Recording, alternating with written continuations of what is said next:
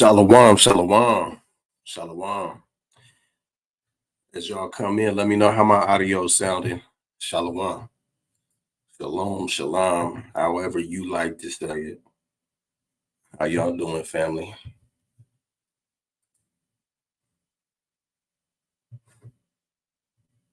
I pray y'all are doing well.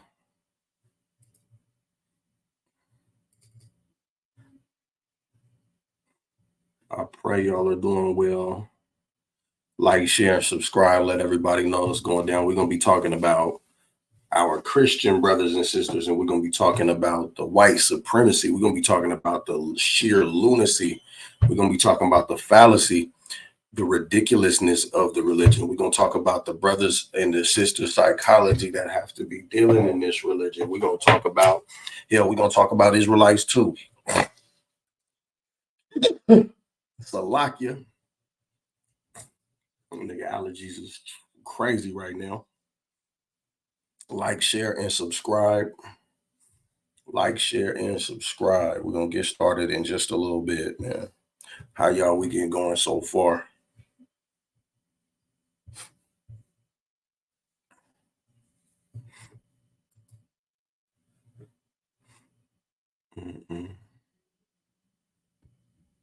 How y'all doing? The chat quiet for now. I know we tend to get lit a little later on.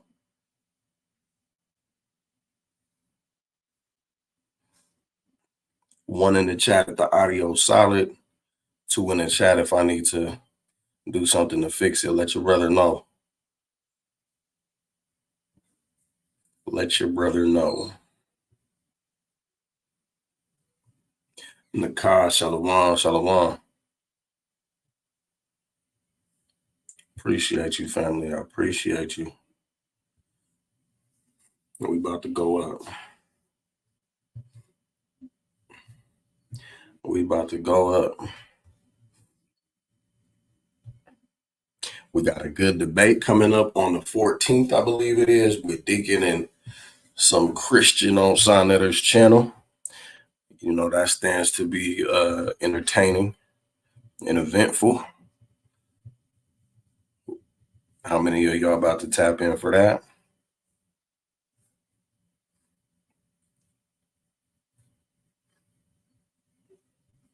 Man, I wish I could get y'all that footage from Sonetter channel earlier today. I'm in there busting Christians over their head, man. I'm in there busting them right over their head. Like, share, and subscribe, family. You know, for those of you that are usually here, for those of you that are new to come, I just appreciate you. All in all, man, this is about to be good. It's about to be edifying. Let's just start by giving all praises, all honor, and glory to the Most High, man. And welcome to another episode of The Incinerator. Let's get to it.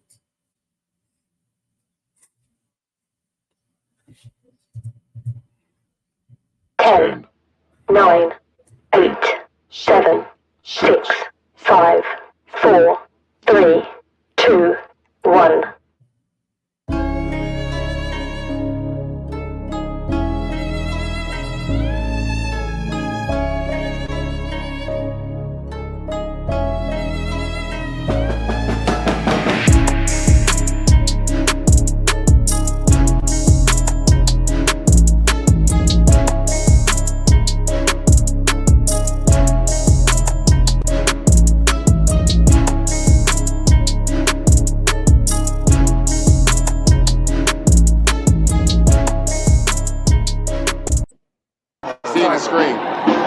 Yeah, that glitter is crazy. 1 Corinthians 21. Yeah.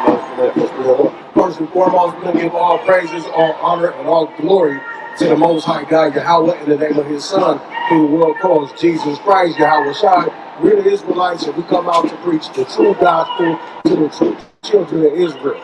That's what the gospel is for. The good news is for the blacks. So real quick, you know, just a little bit of pretext. We're going to just analyze some Christian psychology through a couple of clips.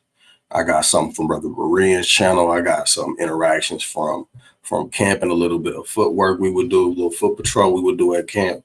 Right now, we're going to look at the white supremacy. We're going to look at the defeatist mentality that is pretty much injected right into the skull of your average Black, Hispanic, Native American, and of course, those are the Edomitical priesthood, right? We're going to take a look at that and how it flow and how it just is a blatant contradiction to the scriptures. Hispanics and the Native Americans and the rest of the Israelites that are scattered to the four corners of the earth. Nobody needs it more than we do, right? We're the ones that entered into the covenant with the Most High God. We're the ones that broke that covenant, and we're the ones that redemption was promised to. But it's a spiritual matter, right? And so in order to get to the nitty-gritty, we got to go to the spiritual book. That's where the solution for the Blacks, Hispanics, and the Native Americans align. I made a covenant. Verse 4. Yeah, you are familiar with the Bible? Yeah. Okay, let's talk about the Bible real quick. I want to ask you something. Is God racist? No? What is your definition of racism, if I may ask? I'm not going to get into that. You're not going to get into it? Well, it's in the Bible. What if I told you that God said slavery was okay? Would you say no? It's a little different back in the day. In what way? You know as well as I do. Very different. You said I know as well as you do? Well, I'm of the opinion that slavery is perfectly normal, and there's two types of slavery that the Bible addresses. One is indentured servitude, and the other is where you own somebody as property, and when they produce children, you own their children as well. What I'd like to ask you is, does God condone one or the other? I told you I don't want to get into racism. You don't want to get into racism or slavery? Not with you. Or is it because you're a just man? It's because I don't want to talk about it right now. Are you a just man? I'm not your witness, okay? You're not my witness? I'm asking you if you're a just man. That's all I'm asking. See, this ain't a fucking zoo. Right. You stood here and I asked you a question. That should be perfectly fine in America. Excuse my language. It's come to my attention several times over. I got to work on that. And, you know, for the sake of the edification of the body, I will work on that. Right. You said I'm not your witness. You are a witness, though. And what you're going to witness is your family being burnt up with nuclear destruction. That's right! Right, because what you bore witness to was the oppression of the Black, Hispanic, and the Native American man, and you did nothing to stop the compatriots from subjugating us to it. You took your part in your white, what do you call that shit? White privilege. White privilege. Whatever that means. Alright? And now you stand there looking all goofy, looking like Stan Lee out of comic book ideas, trying to figure out what these niggas on the corner is talking about. What we're talking about is the liberation of the Black, Hispanic, and the Native American man, woman, and child. That's right. And the destruction of the society that was believe in the Bible. And you know what's really saying? The promise. John chapter 2 verse 5. But whoso keepeth his word, in him. So shall do what? But whoso keepeth his word, in him. Whoever so shall keep the word of who the world called Jesus Christ, Yahawashi. But how many of you are keeping the word of Yahawashi? How many of you are just reading John 3:16 and then going home and doing all manner of wickedness? How you doing? Appreciate you, brother. Do you have a second? Just real quick. Do you see yourself on that sign? Do you see yourself on that sign? Matter of fact, furthermore, you got them flyers? Yep. That'll be more constructive. I want to ask you a question. You see that question on the top of that flyer? All praise. I want you to give your best shot in answering that question if you could. Because that's what we're out here talking about. We're trying to unite the children of Israel to their father, Yahweh. I'm a Christian. I believe in God. You're a Christian, you believe in God? So the question is this, though. Who are the Israelites and where are they? According to Christianity. That's The promised land? So they should be in the promised land. But what if I told you the Bible said that they're not there anymore until Christ comes back? Luke 21:24. You familiar with that? So Jesus said that we were going to be removed from that land, and that's very key. Because the question should become, if the Israelites aren't there, who is that in the promised land? right. This is Luke chapter 21, verses 21 through 24. Then let them which are in Judea flee to the mountains, and and let them which are in the midst of it depart out. Kanya Israel in the building. Shalom. Shalom. Shalom. Everybody here, please like, share, and subscribe. It's going to get good, man. It's going to get good. But I need y'all to help get this link out so we can share this information with as much of the family as possible. Feel free to invite the Christians too. They're welcome to come in here and get dealt with or just deal brotherly. Like, share, and subscribe, though. And let not them that are in the countries enter thereinto. Verse 22. For these be the days of vengeance, that all things which are written may be fulfilled. Verse 23. But woe, destruction unto them that are with child, and to them that give suck in those days. This is Christ giving a prophecy about what would happen. This is Luke 21:24 out of the King James Bible. He's about to read verse 24. So this prophecy is about 70 AD and the Israelites being kicked out of that land. Watch what Christ says. Verse 24. And they shall fall by the edge of the sword. So one, the Israelites were going to fall by the edge of the sword. Now here's the kicker. And shall be led away captive into all nations. Captive into all nations. Now watch this. And Jerusalem shall be trodden down of the Gentiles until the times of the Gentiles be fulfilled. Read that last one more time. And Jerusalem shall be trodden down of the Gentiles until the times of the Gentiles be fulfilled. So it says that who is going to be in the promised land until the time of the Gentiles is fulfilled, according to the scripture. That's right. Wait, real quick. Just because we want to be fair, right? So the question I asked was, who's in Jerusalem? And Christ said that Jerusalem would be trodden down by the Gentiles until the time of the Gentiles is fulfilled. Yo, my audio bad. My audio bad. Is the video audio bad? Shalom, Tina J. Shalom. Let me know. Well, how you get Wednesday, everything is revealed spiritual. We're all good to religion and spiritual religion. We all do? Yeah. So how do you know, this is good, right? You're trying to say that Israel is not the promised land? No, Israel's the promised land. What I'm saying is that the Bible says that the Israelites would not be there until the time. We coming through. We got Sharp 10 in the building. We got Rapid Fire in the building. Shalom, shalom. Y'all like, share, subscribe. It's about to get good. But the Gentiles is fulfilled. So that's until Christ comes back. So if Christ has not come back, the question is, who's in the land now? Let's read it one more time, because the answer is right in front of us. Yep. Verse 24. And they shall fall by the edge of the sword, and shall be led away captive into all nations. And Jerusalem shall be trodden down of the Gentiles until the times of the Gentiles be fulfilled. Now, I don't know what's so hard about this for the average Christian.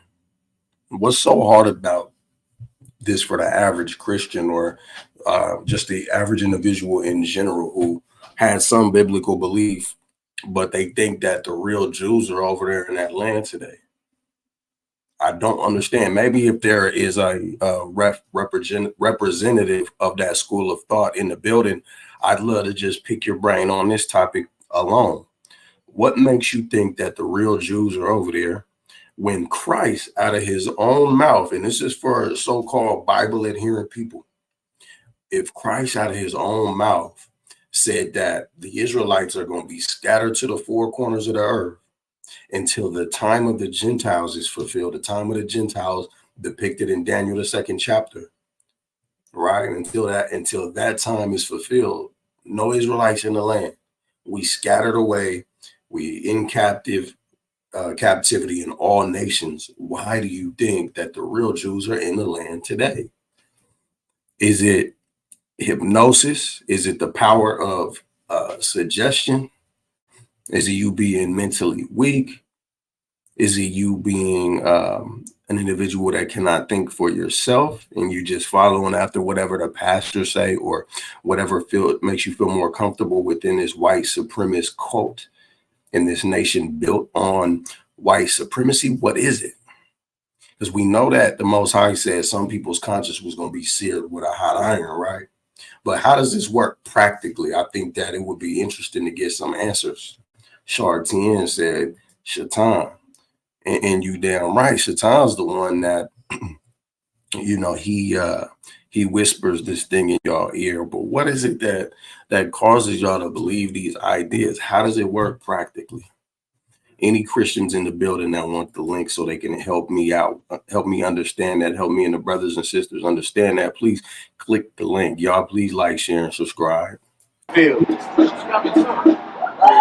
go. So that means who's in the land now? Right now, that's the Promised Land. Once, pretty soon, everything is going to come and attack and they're going to take the Promised Land. Trying to destroy it. Harlem Brown in the building, Shalom, but some of my Yahawashi Barakatah.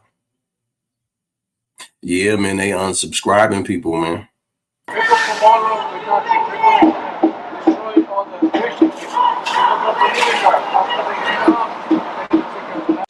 And I know it's hard to hear his voice, man. Bear with me. We're going to try to glean what we can. So real quick, just so we can slow down. Who's in the land now? I think right now that's not the Gentiles. He said it's not. He said, Not the Gentiles. But the Bible says the Gentiles are going to be. It says the Gentiles are going to be. He said, I asked him, who's in the land today? He said, not the Gentiles. It's like he can't get right. BHI is a lie. Jeremiah 8 proves Jews in Israel are real Jews, not Canaan. Who have gone and said that the people in the land today are Canaanites? That doesn't make sense. Doesn't make sense at all. Argue with delusional Christians. Who is this? I might give you one chance, man. You will. I'm gonna drop a link for argue with delusional Christians. I'm gonna give you one chance to not be bugged out and to have an adult discussion in order. If you can't do it, you're gonna be booted out like the rest of the numbskulls that can't deal. But yeah, go ahead and click the link. I want to understand if Christ said that the Gentiles are going to be treading that land down, how the Gentiles are not treading that land down. Did hamashiach's prophecy fail? Ultimately, is what we're asking. Can we believe the words of hamashiach? Even this is for the Bible adherents. Click that link. Come on and deal decently in order. You got one shot. 12 tribes, POI in the building. BHI is a lie. You damn right. BHI is a lie. Ain't nobody in here no black Hebrew Israelite. Matter of fact, ain't nobody in here a black. Let's make that perfectly clear. Like, share, and subscribe, family. But, you know, where we leaving off is we just read Luke 21 and 24. And we asked him, who's in the land today? He said, not the Gentiles. Trotting down the land until the time of the Gentiles is fulfilled. Now, the book of Daniel tells us about the time of the Gentiles because it tells us that at the end, a stone's going to come that was carved out without hands, right? And it was going to break all those nations and then become a mighty kingdom. Right? So that means the Gentiles are in. Now, here we go. Kanye Israel said the Christianity people are mentally and spiritually enslaved through the devil Esau. My family suffers from this same illness about 70 AD. I had the same conversation with my oldest brother. He has, I believe that there's more to the message. So there might be more that Kanye Israel has said regarding the topic. But so far, you know, I agree. Mentally and spiritually enslaved. There's a cognitive dissonance where the spirit is saying one thing, the scriptures are saying one thing, but there's another spirit telling them something else. Rapid Fire said these people believe they're right about everything, even the stuff they're wrong about. I've found that when dealing with scripture, so-called Christians don't care what the Bible says. 100% agree. Especially when you deal with the ones that are of a Caucasian background. those that are of the Edomitical priesthood, they don't care about the text unless they think it blatantly agrees with them. Other than that, they're ducking. They are ducking scriptures. They only care about what they've been taught. That's right. They just want to hold on to the deception. So far, I think the family, we are in here in agreement, but opposing views are welcome because we want to challenge those views and we want to be challenged. The land of Jerusalem until the time of the Gentiles is fulfilled. Right? Right. There we go. So this Gentiles. So he's agreeing that it says until the time of the Gentiles is fulfilled, but for some reason, it's not mathing.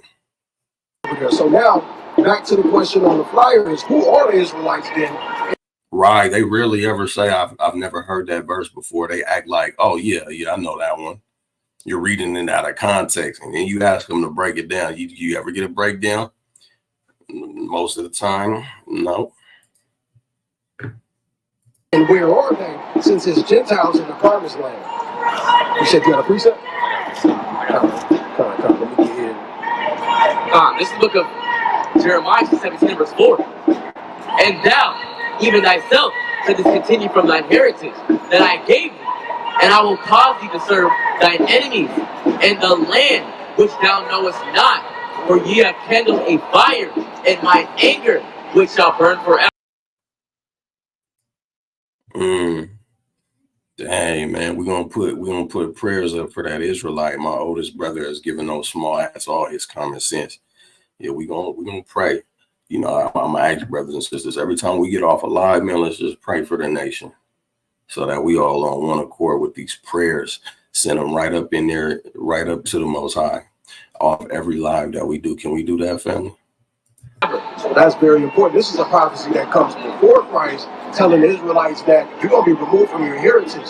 So that's your land, your laws, right? And then you're going to be serving your enemies. Now, I'm here to tell you, man, there's certain Israelites that don't believe in this entire Bible too. Not to say that they are not willing to go into the scriptures, but it's in a sense where there's certain talking points that we're so quick to go to, but we're quick to forget things like these. So we're arguing with certain people that call themselves scholars, and there's a real simple answer to a lot of questions. We'll go all kind of left and right to try to explain things that the scriptures speak plainly on. We easily moved off these scriptures. I'm gonna show examples of that today, and it's unfortunate. In a land you never knew. Right. So where are the Israelites today? Really, if Christ said they'd be scattered into all nations until he comes back. So that's a very important question. Even Paul wanted people to know whether they were Israelites or not. Right. So why do you think that is? Why does it matter? They ask you, why does it matter? And I ask them, why did it matter to Paul?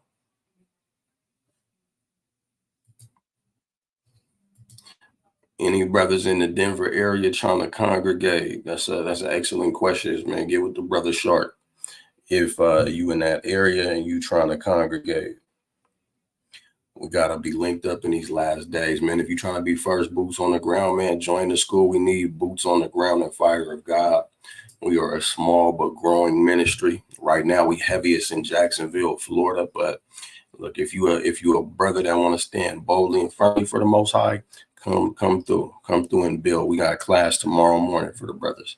Come through Bible class, see how we get down, see how we exegete these texts, how we study them, so that we are very equipped to deal with them, whether it's in the New Testament or in the Old Testament, so-called, of course. So I'm saying that even Paul, he wanted the people that he taught to know that they were Israelites. But why do you think that's important?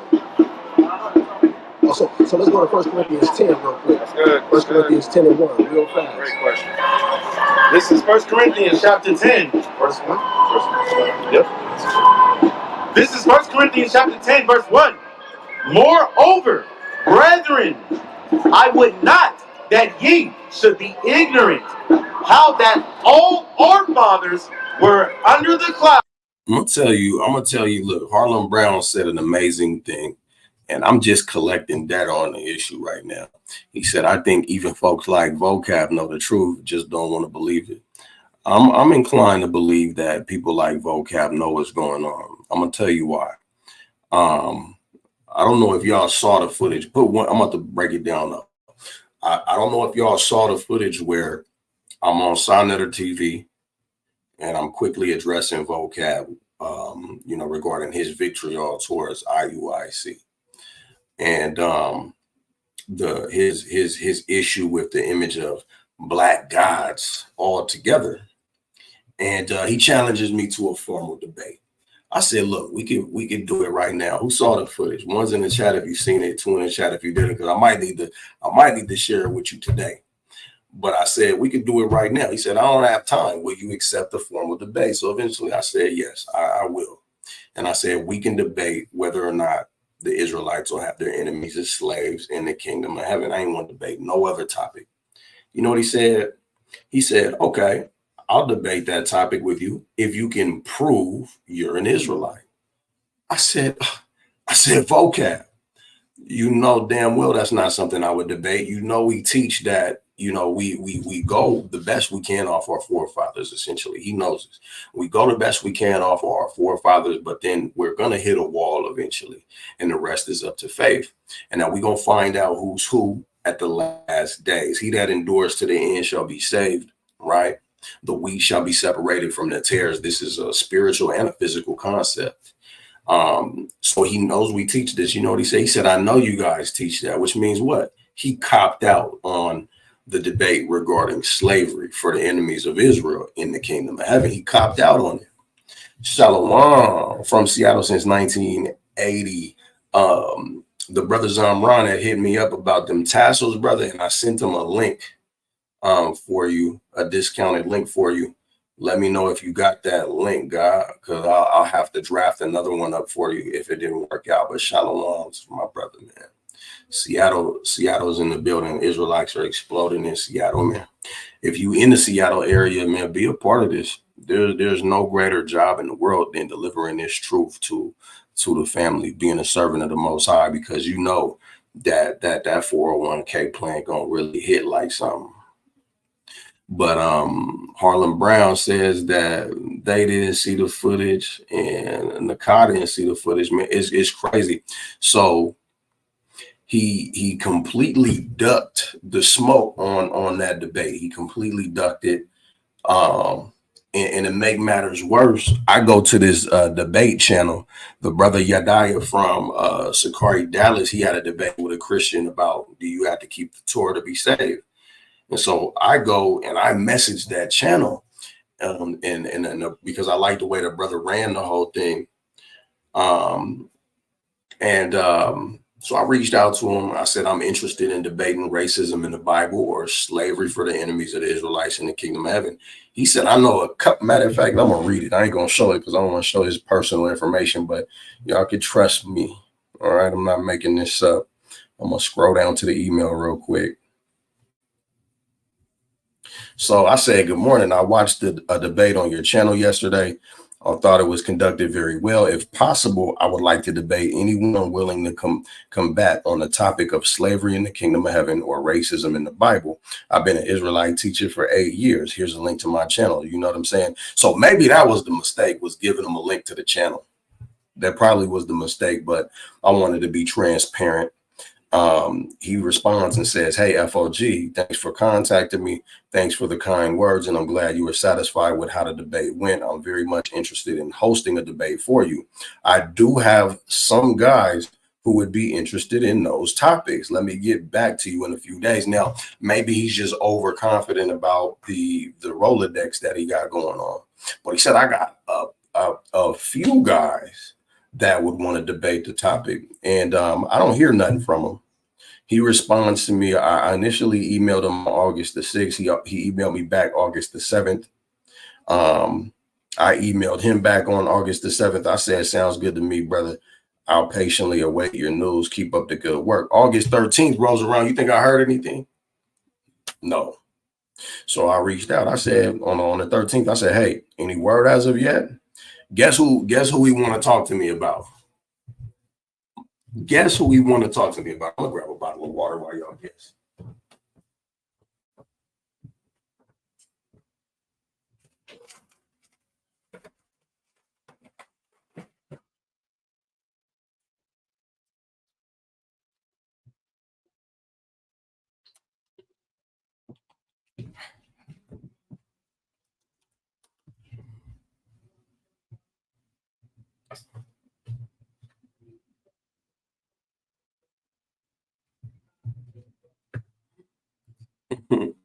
Tina J, all praises. Did he ever respond to your comment?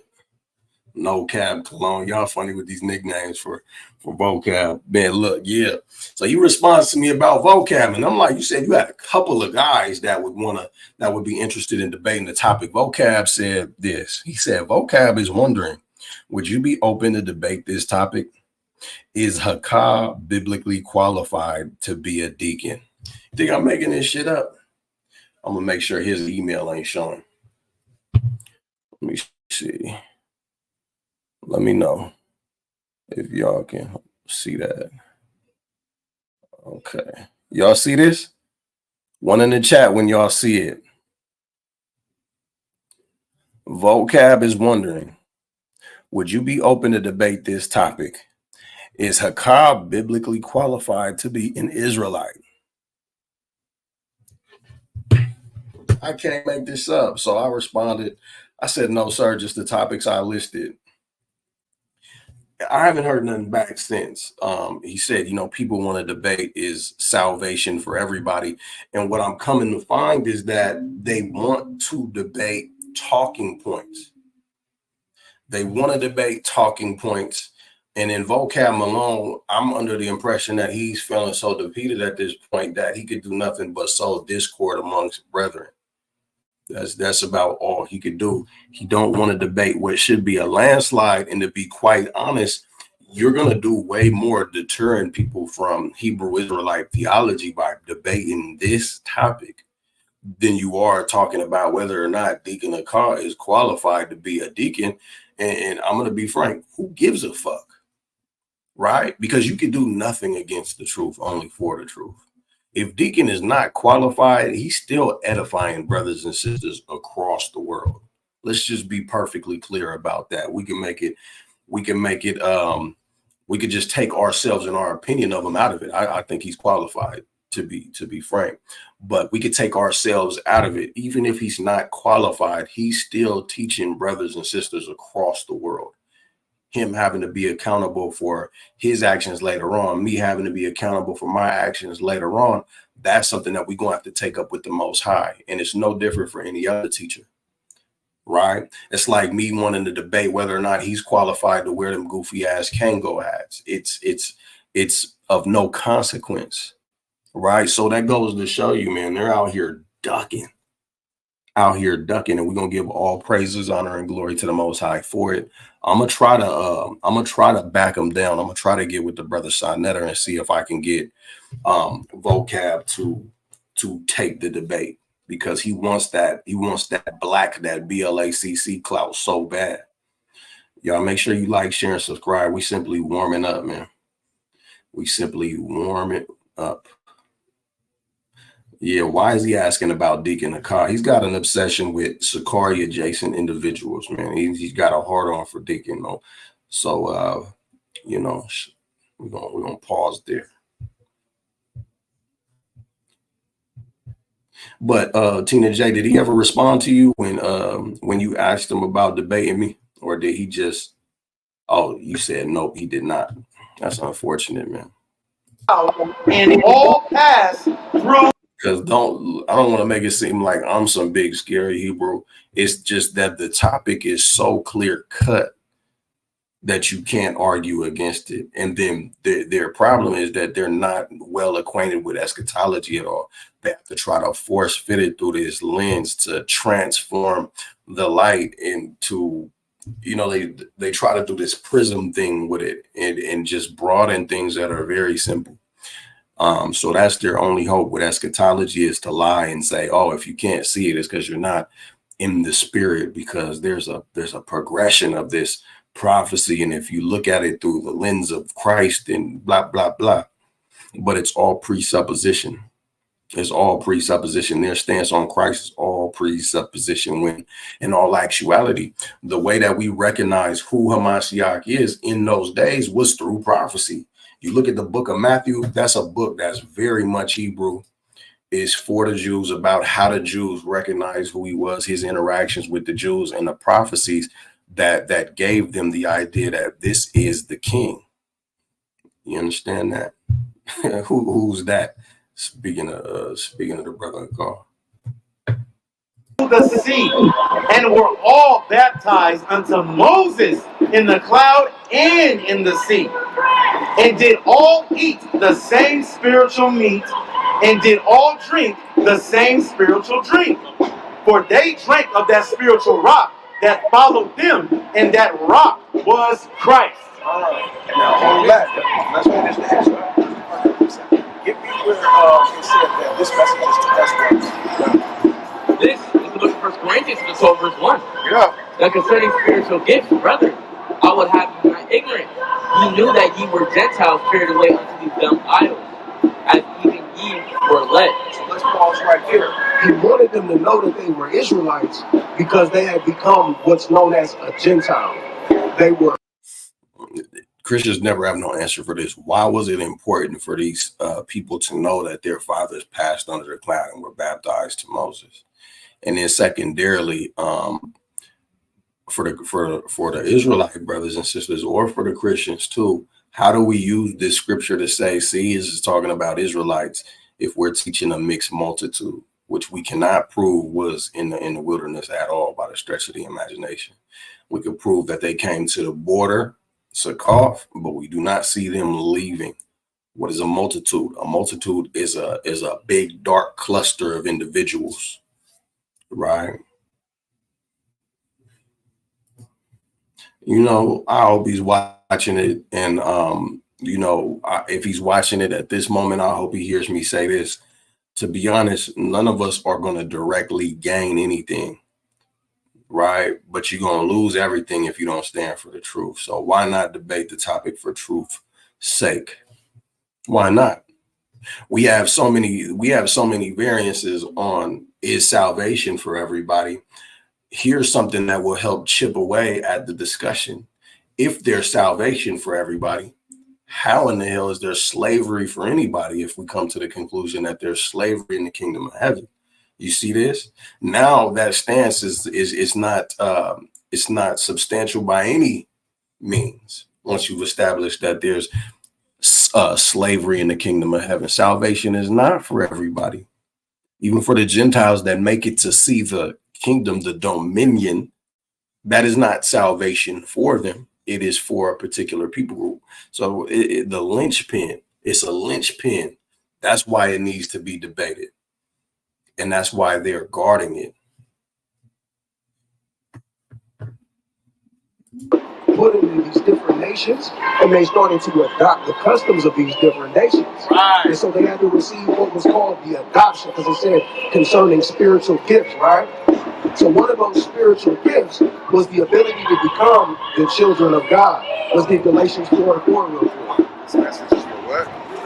To us work. Oh, to us. Sorry. This book of Galatians, chapter 4 and verse 4.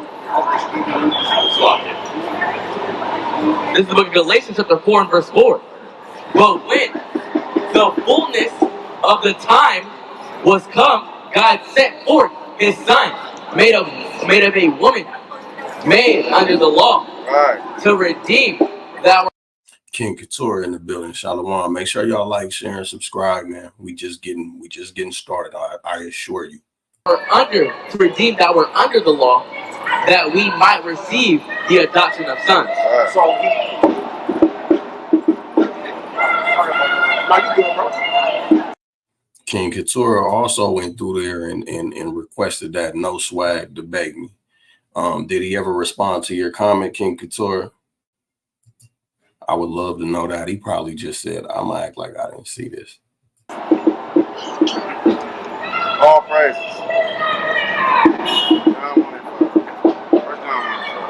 And then Acts 5. No, I don't think that's What were you reading? King James version. And it's cold, man. I'm gonna put something in the chat for you. I had a powerful presentation lined up for y'all, and a storm came through the town and just it really messed up what I was trying to do for you, family. So I'm gonna put a link in the chat. It's about an old book that proves the Jews were black, and I'm talking about the source verbatim says that the Jews were googly-eyed and dark-skinned. It says that. I'm putting that link in the chat. Matter of fact, I'm not going to move on, man. Let me know. Make sure that y'all click this link and line this video up for later. Once you done line the video up for later, then we going to move forward. And I'm going to give you guys a little break. You know, I want y'all to go click the link that I just put in the chat so that y'all can make sure you tap into that powerful presentation. I did not go as deep as I wanted to. I actually had another source lined up that we was going to peek at, but I'm going to save that for the opportune moment. But what I will do is drop this, man, because what y'all need to do is make sure that you're ready for next weekend through the Spirit of the Most High. If he wills, we're going to be right back here on the incinerator with a guest. Feast your eyes. Family, Shalom, it's your brother Ashra Carl with the Fire of God. I want to ask you something real quick. How many of you have heard of this man right here? You, my black brothers and sisters, I know you are a chosen group of people. Well, all praises to the Most High. He's going to be live on the incinerator with me next week, September the 7th at 8 p.m. That's Saturday, September the 7th at 8 p.m. We're going in live where he's going to be sitting in the hot seat with us Israelites. If you're like me, which a lot of you are, you're skeptical of Caucasians like this that say things like these. We wonder what the motivation is. We wonder what their scriptural integrity is. We wonder when they're just going to switch up on us like the rest of them. Well, he's going to be here live next week, September the 7th. Be there so you could get your questions for him in the chat as well as we interact and build. With that, man, I'm going to give all praises to the Most High God and say shalom to you while we get back to the regular scheduled programming. Hey there, family. This is your brother Dana, and I'm coming to you from the city of Atlanta, answering those questions you've always wanted to ask the white man. And guess what? Since I'm a white man, I can qualify to answer those questions.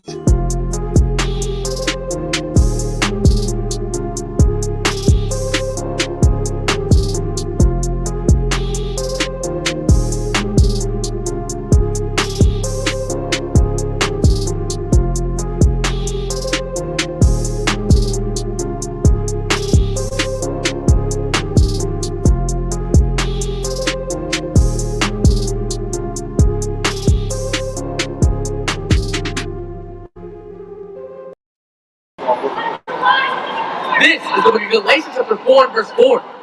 But when the fullness of the time was come, God sent forth his son, made of a woman, made under the law, to redeem them that were under the law. Right. So it's important to understand for the Israelites that became Gentiles that they come from a people that were under the law. And because they were under the law, the sins that they committed, they were being tallied up against them. And they were being prepared for death. So when Christ came, he came from a woman that was made under the law to come to these people that were under the law so that they could receive those spiritual gifts, which include the adoption of sons. Woo! Them is daggers right there. Very, very simple, but carefully placed daggers. We got Yahawashi. We got AKA Baby in the building, AKA Wifey. Young Simba in the building. Shalom. You understand? Flip the script though in the building. Shalom. But y'all make sure you like, share, and subscribe. We really are just getting started about this business today, man. And it's been good so far. There's so much to touch on just based off of this video alone. Why do Israelites need an adoption in the Christian worldview? There was a Christian that came in here talking crazy and didn't click the link. So are there any Christians that want to come click the link and help lend some understanding as per their worldview so we could balance this thing out, get to the nitty gritty about the whole situation? That would be greatly appreciated. You know, we're not above that here on the incinerator. Just don't come in here with no nonsense or you will get flamed up. King Couture, with regards to vocab, he said, yeah, he also tries to say American Indian is not a part of Israel. I proved him wrong one time in his live. He banned me. LOL, he answered my comment personally before he ran on Bro Osh. Man, that's unfortunate that he got up out of there. And he banned you too. That's crazy. That's crazy. That is real crazy. It is definitely exciting times, man, because we're slated to see all kind of madness in the coming days, man. It's just looming right around the corner. All praises to the Most High that we're here. Right, this is called the But yeah, Christians, man, I'm gonna drop a link, man, and if y'all want to come and help us understand, it would be greatly appreciated. Why did Israelites need an adoption? And how can you argue to us that the grafting in is not for Israelites if Israelites clearly need to be adopted? These are contradicting views that need to be reconciled. Oh, Kanye Israel said, my wife showed me his video with him admitting that the time of the Gentiles are about to be fulfilled very soon. And he was so ready to just deal with his and his people's fate. You know, I'm curious about that. And that's why I saw it fit to invite him on. So I'm actually going to give an opportunity, a good 10 minutes minimum, not for one brother or sister, but for brothers and sisters to come up, ask the brother some well thought questions, being very respectful, of course, because we don't want to get them up out of here before we can get down to it all. You understand what I'm saying? We want to be real methodical about this. But I want to say this: when somebody love you, when somebody really love you, they're not going to try to see to it that you're successful simply in exchange for a percentage. They're going to want you to be up because they want you to be up, right? They're not looking for something in return. We're supposed to love our neighbor as ourselves. So I'm giving you all little hints of the angle that I'm coming from when it comes to my probing questions. I want to try to delve as deeply into the psychology of the man as possible. So if he allows for that, it's going to be an interesting day. Again, let's get another example in Romans 9 and 4 real quick. This is the book of Romans chapter 9 and verse 4. Who are Israelites? To whom pertaineth the adoption? See that? The adoption going to the Israelites. So we can't come back into the family if we don't know that we're invited. So Paul said, I don't want you to be ignorant of who your fathers are. It's important to know that these spiritual gifts are for you. Watch this. This is Acts chapter 5, verse 30. The God of our fathers raised up Jesus, whom ye slew and hanged on a tree. Him hath God exalted with his right hand to be a prince and a savior, for to give repentance to Israel and forgiveness of sins. See that? Repentance to Israel and forgiveness of sins, so that we can serve God with all bravery, all boldness, and without fear. But we're not able to do that right now. Are you? Do you come from the Hispanic part of America? Where exactly, if you don't mind me asking? In California, all praises. California used to be Mexico, right? As far as I'm concerned, it still is, right? But the Bible said that somebody would come from afar and oppress the Israelites right here in this land that fled from another captivity in Assyria, right? So you would come from what's called the northern kingdom of Israel, and you're in America, waiting to get your spiritual gifts. That's the whole purpose of all this, because we have curses that are put on us to help us identify who we are and why we're in the conditions that we're in. I think all that accounts for the real and the spirit, right? You said what now? All that stuff is has to be revealed by the spirit. That's right. So that means you and I would have to be, according to God, we have to be in work. Deal said cult. Who are you referring to as a cult? My man, that's what I want to know. That's what I want to know. Who are you referring to as a cult? Can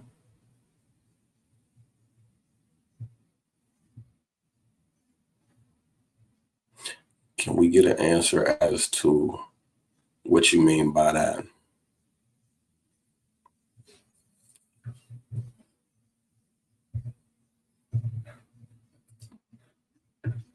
We're going to just give them a second. Who was the cult?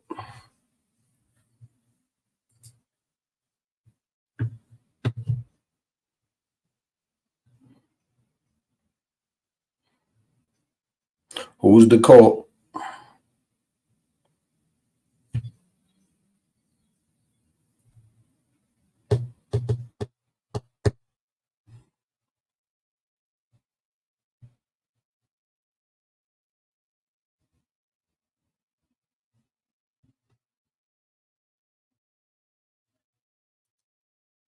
He ain't gonna let us know. Yes, have a good communication, build a personal relationship with it, so that way we can get all the revelation right. Right? You see, when you read Second 43, it'll tell you that you and I, every time we do, sin, we somehow we kind of build a wall between God and us. That middle wall of Right? partition. So, and when we do it bad, so what I always try to tell people, this is so spiritual. It's like you driving a car, right? And I'm not going out of the subject. I'm just trying to, it's like you driving a car, right? When the light goes yellow on the gas, what do you mean? Well, I mean, you need to go down. You need to get gas as soon as possible. Otherwise, you're going to run out of gas.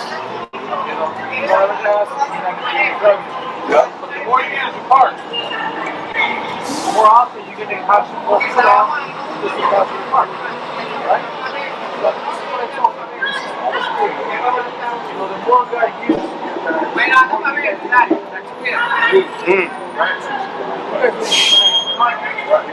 otherwise, a lot of the times we get busy at church. We're doing so many things for church. Preaching, doing a lot of things. We disconnect from the Holy Spirit. That's exactly the message for today. So that's why I told people we need to disconnect. In order for us to get the revelation that God has given us, for us to share with people, give a good testimony that we share with God, not my own way, not your way, not your own God, but the Holy Spirit. So just connect to God every day. Get on your knees every day in the morning, pray, go fast, and we'll do a thing. That's right. What happened to if you read in Acts, 3 from verse 1 to 10, talk on the read it. Got one for you. Hold this real quick. So I wanted to piggyback off your point about building up that wall between us and God. Sin, right? So it's very important. Watch where it start to fall apart. Now we isolate Even more. sin and define it according to the Bible. Watch that. Go ahead and get that. This is 1 John chapter 3, verse 4. Whosoever committed sin transgresseth also the law. For sin is the transgression of the law. And Isaiah 59:2. We're just going to pair it together. So sin is transgression of the law. So if we're not keeping the law, we're committing sin. Right? So that's number one, right? But I also just wanted to Why do you think it is tradition? What's sin? Why do you think it happens? What you mean? When you say about the law. I didn't understand your question. But when you were talking about, the law is a transgression. No, sin is transgressing the law. Basically saying if you commit a sin, you're transgressing the law. If you transgress the law, it's committing a sin. It's defining what sin means. Yeah. What the law is for you? So the law is the commandments that God gave, right? So when God gave those first 5 books, inside of it, He told us what to do and what not to do. Today, we have the words of Christ as well. So what we're supposed to do is keep those laws through the lens of what Christ taught. So a prime example is, you have heard of old time, don't commit adultery. But what did Christ say? Whosoever looketh after a woman and lust after her. Right. So even if you look at committing adultery with a woman, you think about her in that way, somebody's wife, then you're just as liable. Right? So that's what keeping the law is making sure. Now, how the law is done away with, and hamashiach has doubled down and told us that if you even look at a woman with the intention to commit adultery, or you imagine committing adultery with her, you desire her for yourself, knowing damn well she's married, you have broken the law. So he's doubling down on it, saying that you need to look at it this way, as opposed to just touching a woman. You need to not be lingering on her as well. How do we get away from the law with this understanding? They say Christ changed the law, but no, because all this is two commandments entwined in one. Thou shalt not steal, tied to thou shalt not covet, right? Thou shalt not commit adultery, tied to you shall not covet, of course, your neighbor's stuff. So, we're not getting away from the law when we see things like this. In fact, we're going deeper into the understanding of it. We're crossing our T's, dotting our I's according to those commandments, based off of what Christ taught us about those laws. It's funny that you mentioned that. That's why I always ask God, give me the right direction. Try to build a relationship with them so He can reveal Himself to me in a good way, so that way I can share with people. Sometimes. See, Christians, they make it all complicated so He can reveal Himself to you and shut it up. When we ask for our spiritual eyes, right. We start seeing all these bad things that are happening. But it's not for us to focus on them. It's for us to see them as a soul. They're wrong. They're not doing the right thing. But it's not for us to judge them. It's for us to be like, this is what's wrong. Just focus on them.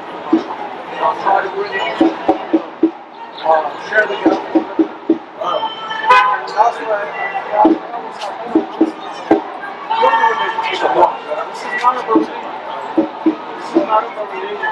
It's about a relationship with Him. The more we connect with Him, the more we get in the knees, the more we pray, the more we fast, the more God can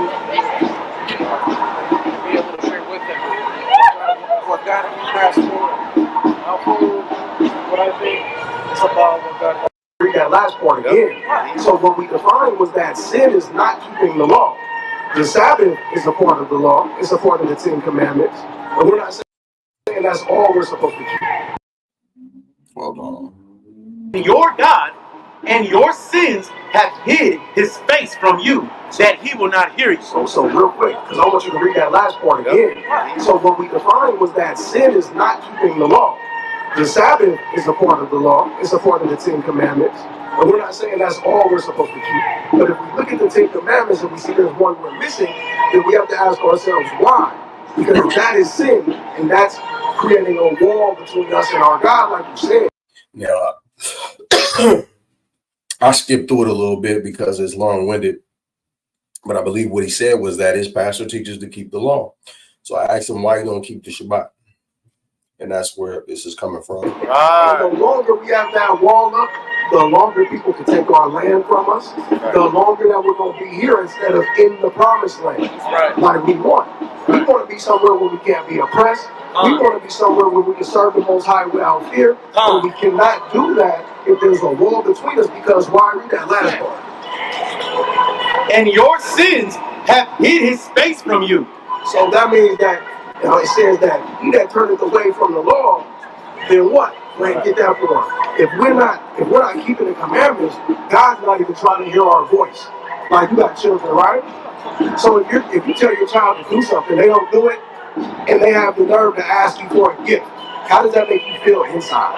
Of course, I mean, you better work for it, right? Yeah, exactly. But it's kind of frustrating if you're telling them, get your grades up, clean your room, and they say, no, I don't do that, or they just neglect to do so, and then they ask you for something, you're not very likely to give it to them, unless it's food, things they need. Right? So that's the same way God feels.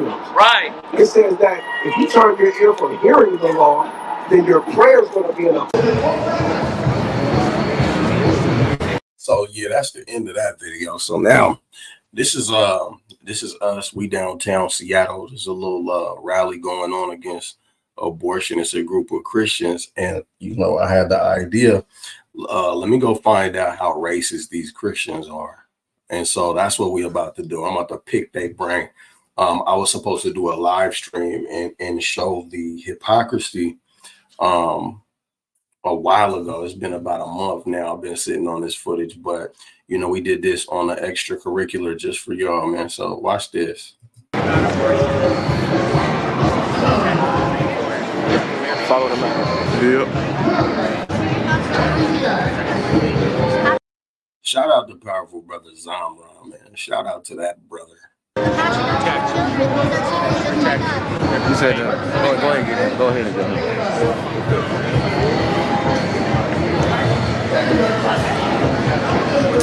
Christian failure.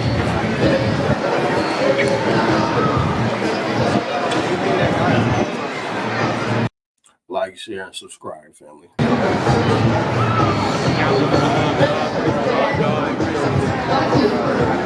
moral law of God, what? About protecting women and babies. Greek word. You said what? I can't hear you.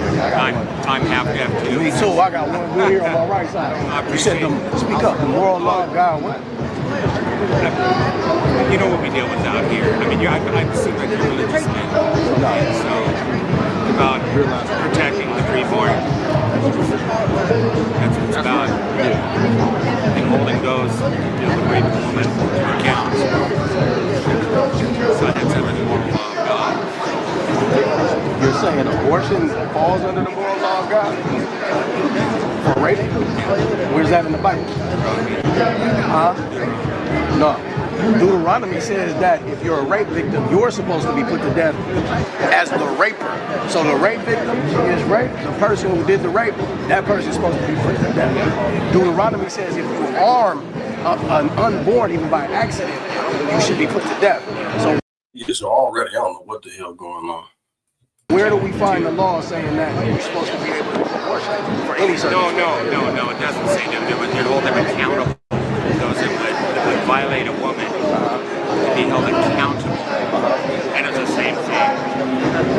So what's your stance on abortion? It's evil. Okay, so you guys are protesting abortion. Oh, absolutely. Oh, okay. Yeah. Wholeheartedly against it. Because it violates Okay, so what he was saying is that he's talking about his sign, that some cultures promote abortion for rape. Okay, got you.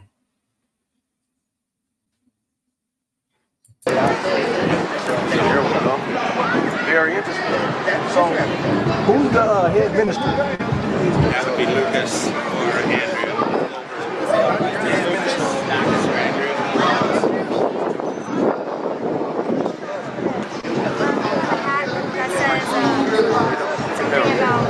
We trying to find Big Dog so we can ask him all the questions. That's all that's happening right now.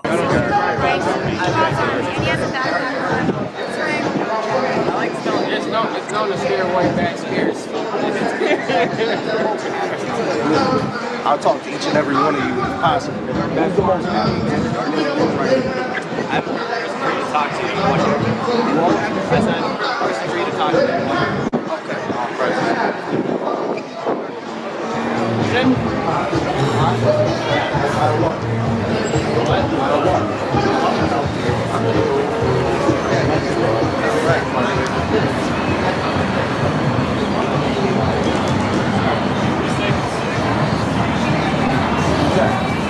About abortion in our country.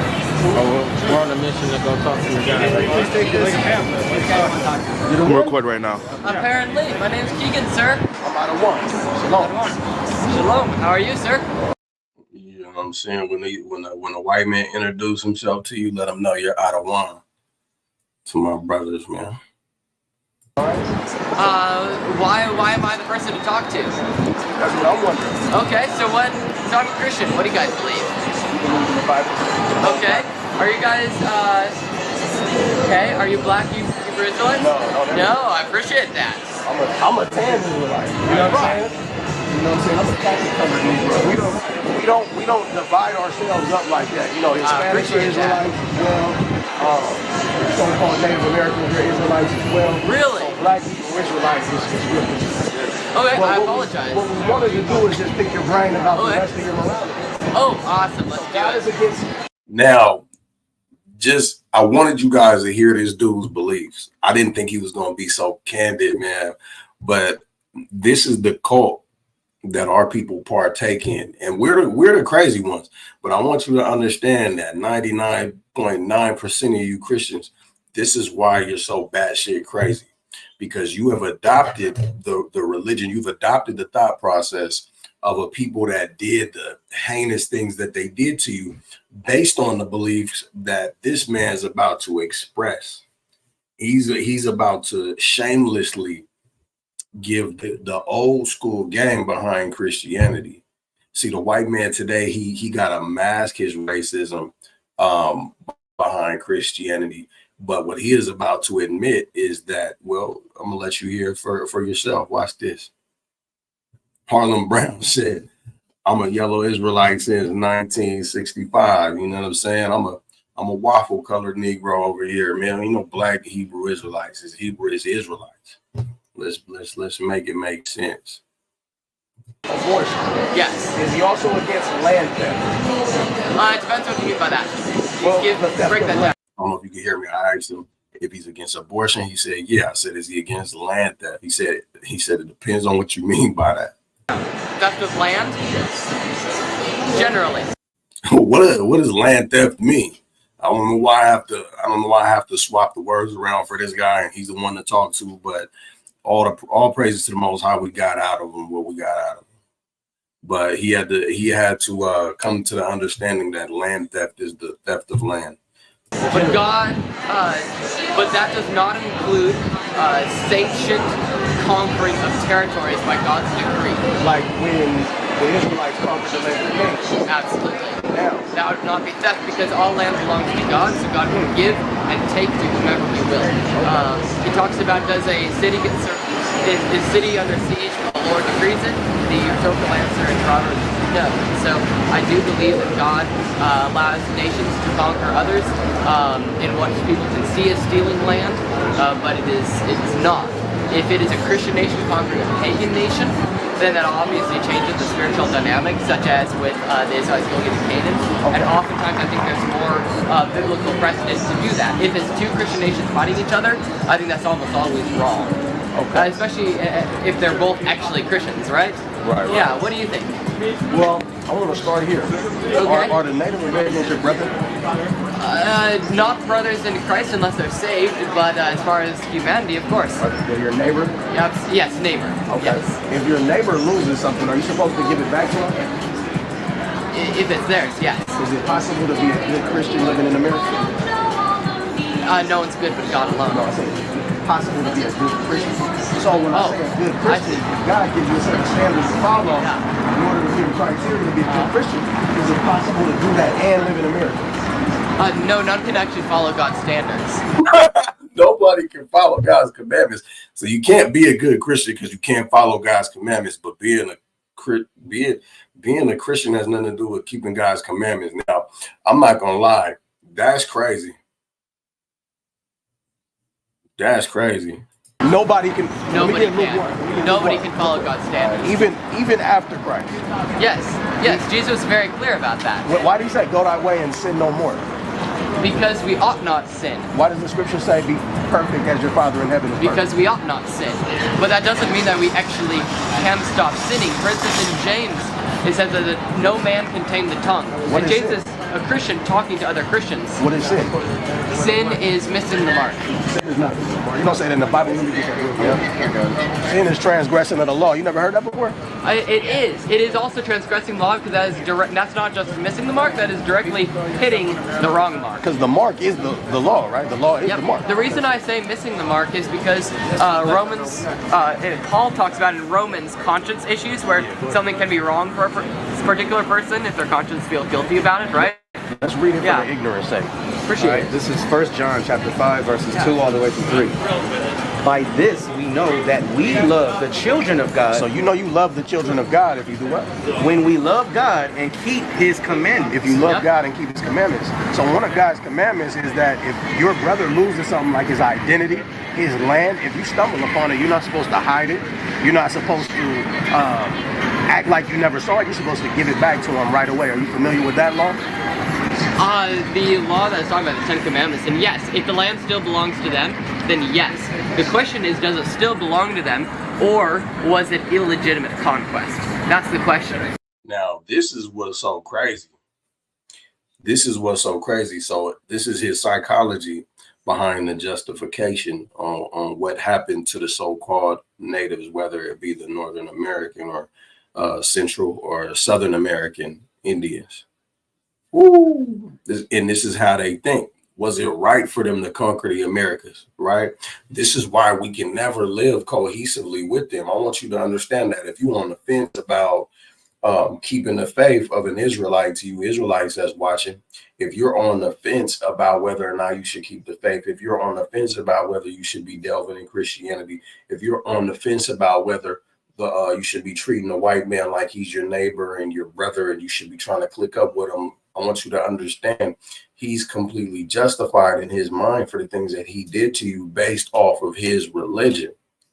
And it's not to say that it's any different with regards to things that are going to happen to those nations at our hands, but it's just simply about understanding what ground your opposition stands on, your counterpart. It's about understanding where they stand, what their principles are based on, and these are those principles, right? So this isn't about debate. This is about getting the answers from their mouth.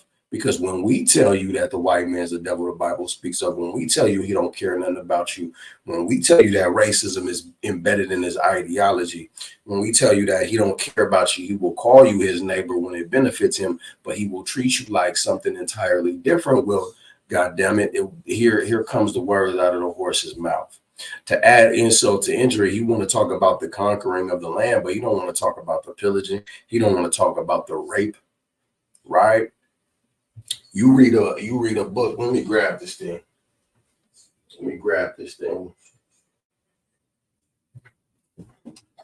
You read this thing right here. It's going to tell you about all the vile things that the white man came here and did. And he's going to say it was about conquering a pagan nation or whatever. I mean, that's something they did while they was here. They would burn people, cut their limbs off, cut their ears off, cut their other vital organs off, stab them, rape them. If they didn't accept the cross, they would torture women. They would throw. Look, man, you go in this thing, it'll tell you they threw the men under the bed that their woman was raped on, and they had to lay under the bed while their woman was ravaged. And they did this in the name of Christianity, right? And they had the right to do it in their eyes. And it just goes to show you that the spiritual lineage of this wicked ass Christian system, well, here it is, still thriving today in this young beast's ideology. Harlem Brown, Africans sold Africans. He's white explaining, It's crazy. What makes it a legit conquest? And can you rape during that Like, share, and subscribe, man. Like, share, and subscribe. conquest? Rape is always wrong. Okay, so was it a legit conquest for the conquistador to come here and try to rape the Hispanic women before they were Hispanic? Was it right for them to cut babies out of wombs and bash them against trees and stones and stumps? Was it right for them to put them in zoos and force them to have sex to make sure that they were producing slaves for them under the encomienda system? Was that righteous conquest? So those are two different things. Yes or no? You're conflating several issues. You're conflating conquest. No. What I'm doing is and rape and other horrible things. We just hit a checklist of things, so it's not conflating anything. All of these things were done, and they're all contrary to the laws of God. Yes, all. So was it a rape, righteous all conquest? that, yes, are contrary to the laws of God. Conquest is another thing. Conquest, when a Christian nation, a legitimate Christian nation, conquers a legitimate pagan nation, that is often the judgment of God. That does not mean that they do so perfectly and that they never sin in that effect. So now he's trying to be as indirect as possible. He's smart enough to know that he's in a trick bag. I believe he's on the spectrum. I might be on the spectrum as well, but I'm looking at the way that he has a hard time making eye contact, but he's on the spectrum. But there's certain social nuances that kind of escape us at some time. And where you are on the spectrum will dictate just how bad that is. But I'm looking at how awkward he is in discussion, and he's trying to be indirect, but he cannot help but tell the truth.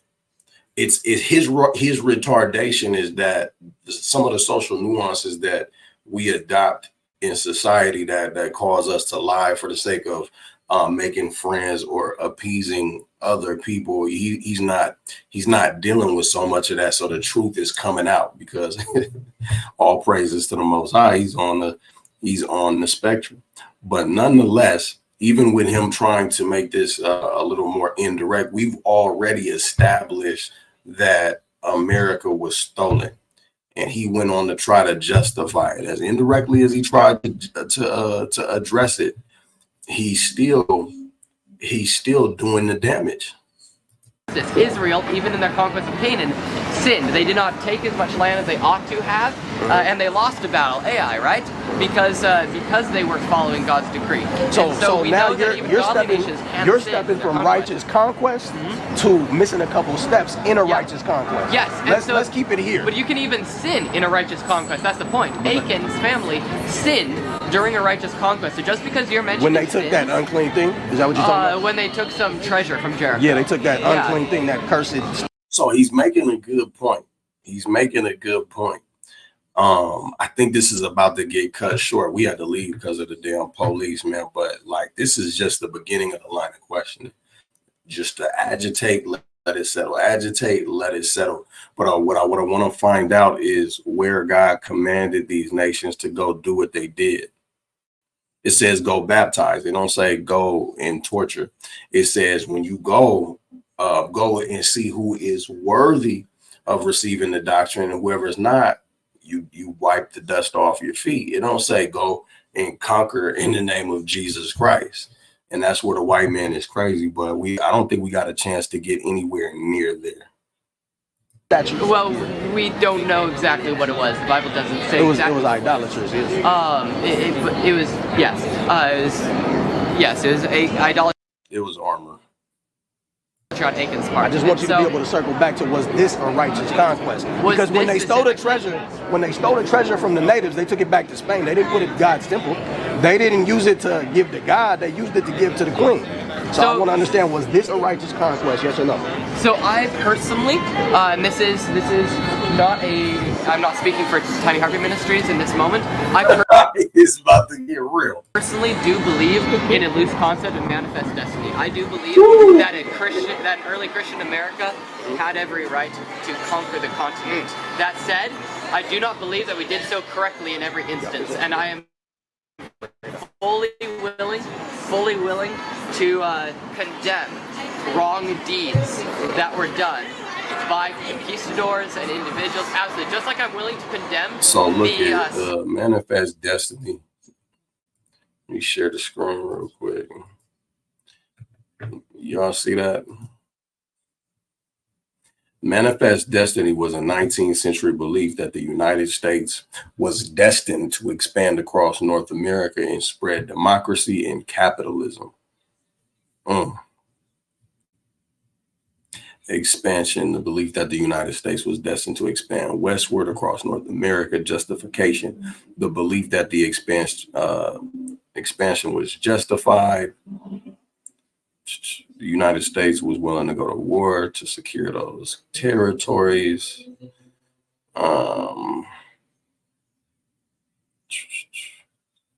But yeah, look into that for yourself, so that when you're dealing with these Edomites, you understand that they feel entitled to not only what they did to the so-called natives, but what they do to us every single day.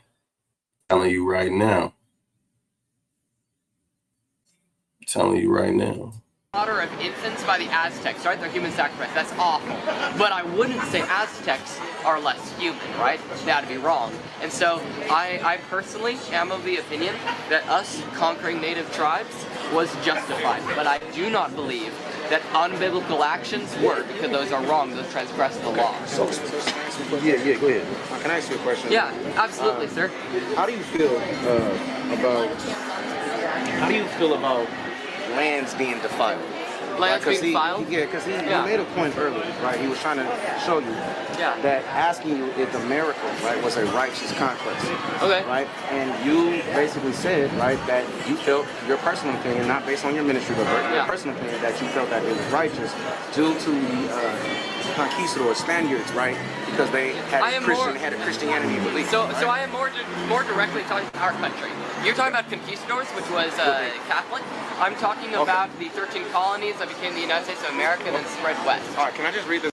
Now, he's saying he's just talking about North America, but the devil's a devil whether he's a retarded devil or not. I'm gonna tell you why, because he just addressed the Aztecs and how he felt about them. So 1 minute is all-inclusive discussion, and another minute it's just North America. The brother's bringing up conquistadors because he's bringing up conquistadors. We're covering all of that, but he's trying to isolate the situation where he sees fit, and he's broadening it where he sees fit. I'm watching the devil all the time. And I just want y'all to watch these subtle nuances. That's why it's important to ask questions and listen. You know, sometimes it's not about the devil you're talking to in the moment. It's about learning how the devil operates so that you can better navigate with them. One person on it. Sure, absolutely. Right. This is how God feels about lands, right? Once they're conquered and then they actually get polluted, right? Like America is polluted, right? So it says Numbers 35 and 33. So ye shall not pollute the land wherein ye are, right? This is a commandment that's given to the Israelites. We didn't pollute Canaan, right? When we went over. Yeah. Are you familiar with the context though? I'm gonna finish. Yeah. I'm gonna finish.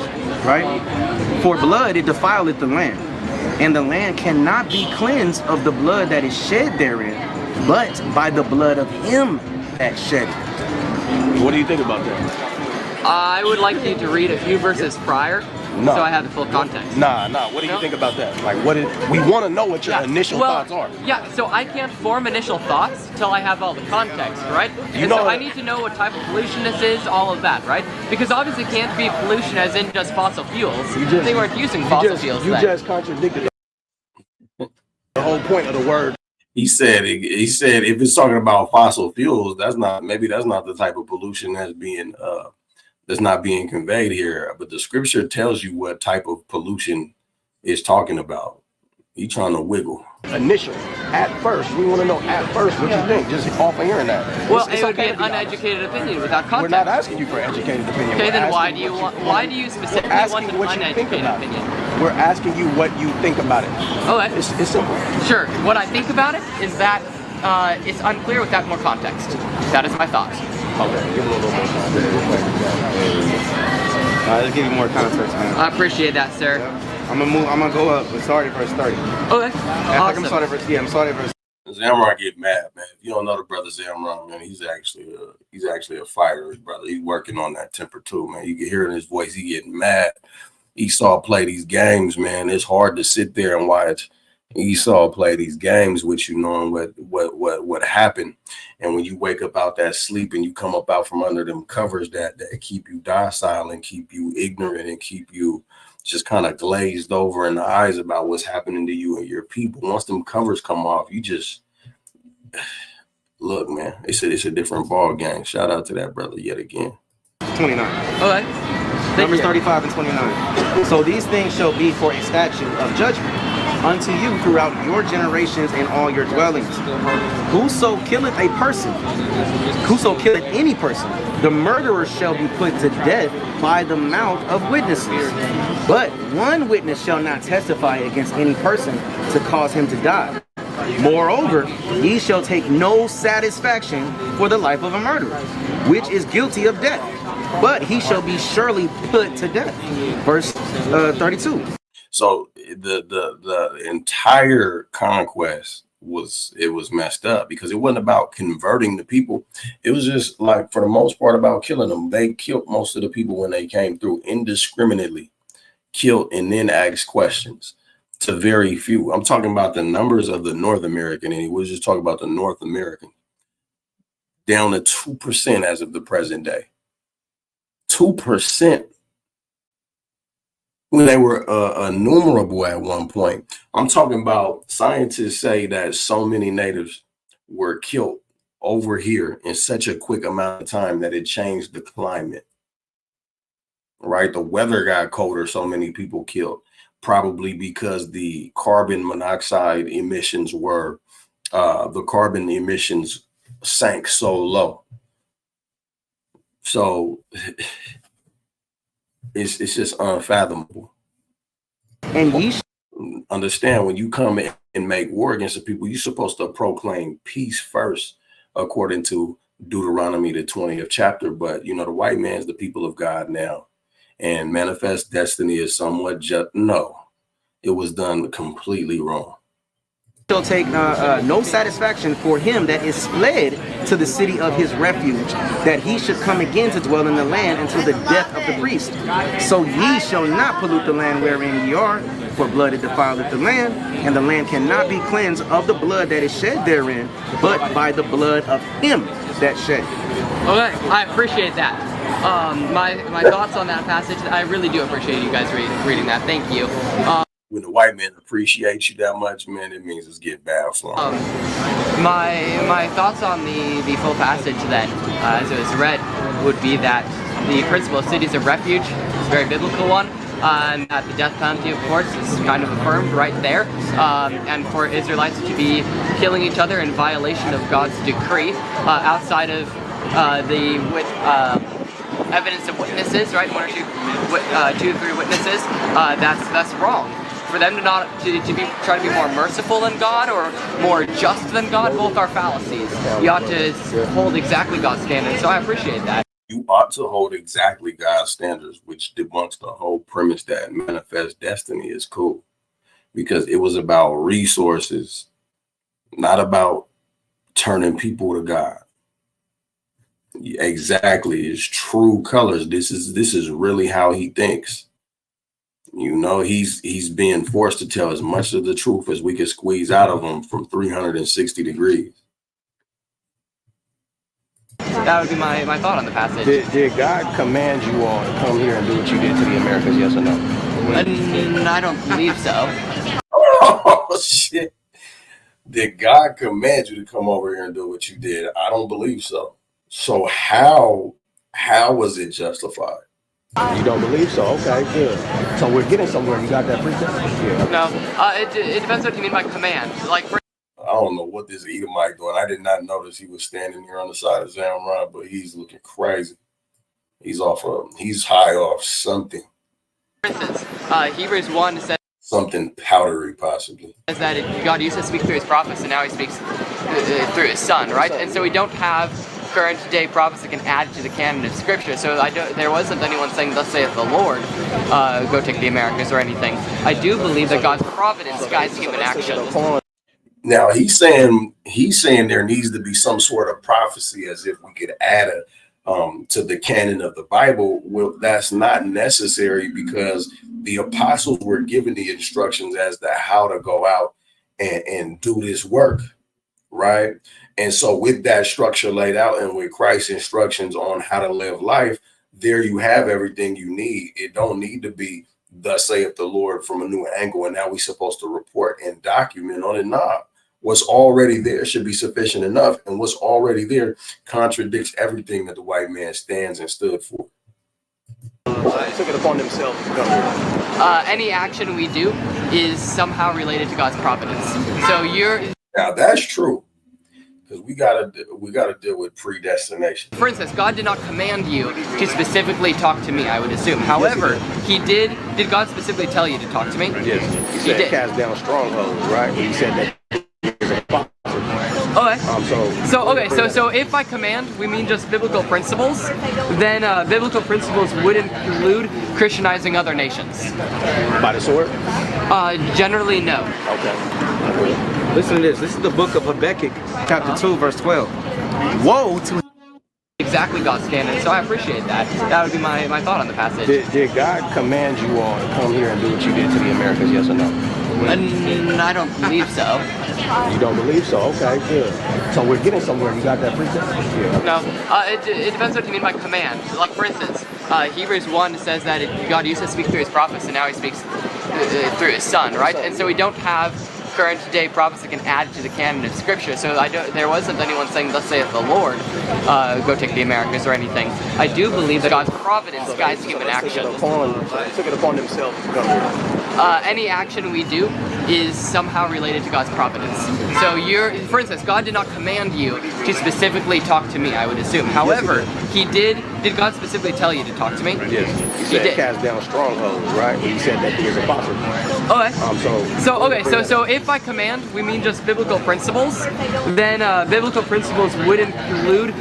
So command versus biblical principles. Here's another problem. Go and spread the gospel, cast down strongholds. That's not just principle. That's literally a charge. Christianizing other nations. By the sword? Generally, no. Okay. Generally, no, not at all. You go in there, you see who's worthy to receive the doctrine. Anybody that won't receive you, you leave, you wipe off the dust from your feet, and you get up out of there.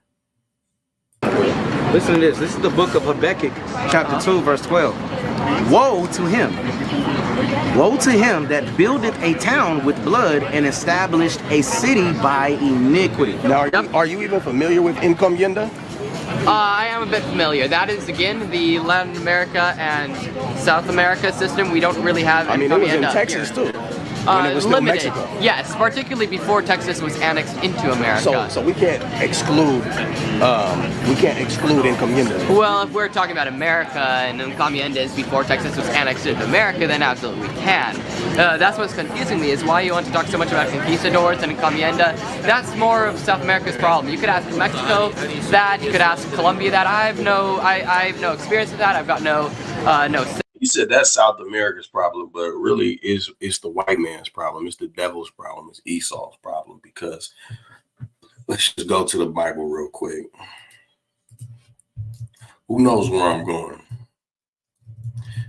All these complicit nations.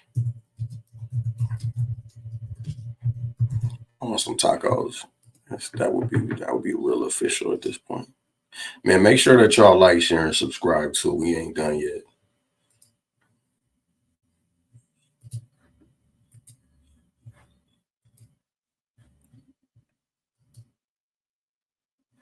So it says, keep thy silence.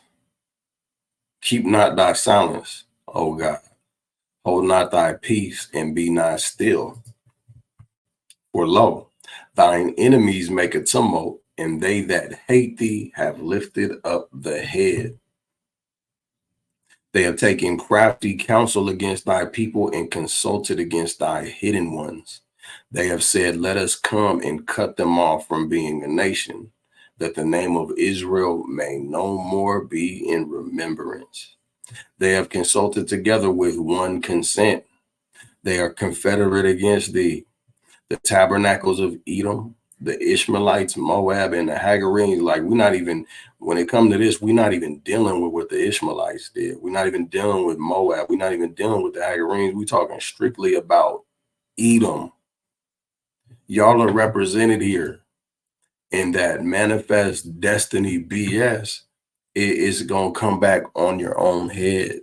Christians, if you're in the building, man, I'm going to put a link down for you. Because I want you to come in and, give me your views. Manifest destiny. Does it make sense biblically? Is it a bunch of BS? Is it racism hiding behind the Bible, or is it racism justified by the Bible? With that, we're going to be back in just a couple minutes, man. Like, share, and subscribe, family. Shalom, it's your brother Ashra Carl with the Fire of God. I want to ask you something real quick. How many of you have heard of this man right here? You, my black brothers and sisters, I know you are a chosen group of people. Well, all praises to the Most High. He's going to be live on the incinerator with me next week, September the 7th at 8 p.m. That's Saturday, September the 7th at 8 p.m. We're going in live where he's going to be sitting in the hot seat with us Israelites. If you're like me, which a lot of you are, you're skeptical of Caucasians like this that say things like these. We wonder what the motivation is. We wonder what their scriptural integrity is. We wonder when they're just going to switch up on us like the rest of them. Well, he's going to be here live next week, September the 7th. Be there so you could get your questions for him in the chat as well as we interact and build. With that, man, I'm going to give all praises to the Most High God and say shalom to you while we get back to the regular scheduled programming. Hey there, family. This is your brother Dana, and I'm coming to you from the city of Atlanta, answering those questions you've always wanted to ask the white man. And guess what? Since I'm a white man, I can qualify to answer those questions.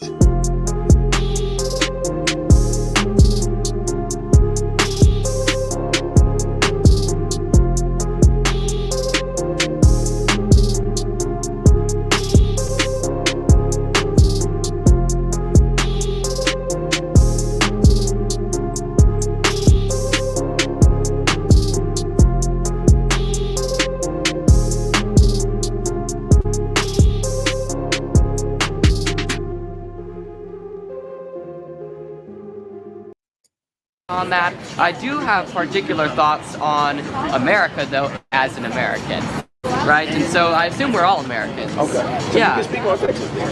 Because what Encomienda did was lay a certain groundwork, right? Yeah. You would not be able to thrive in the Americas without that groundwork.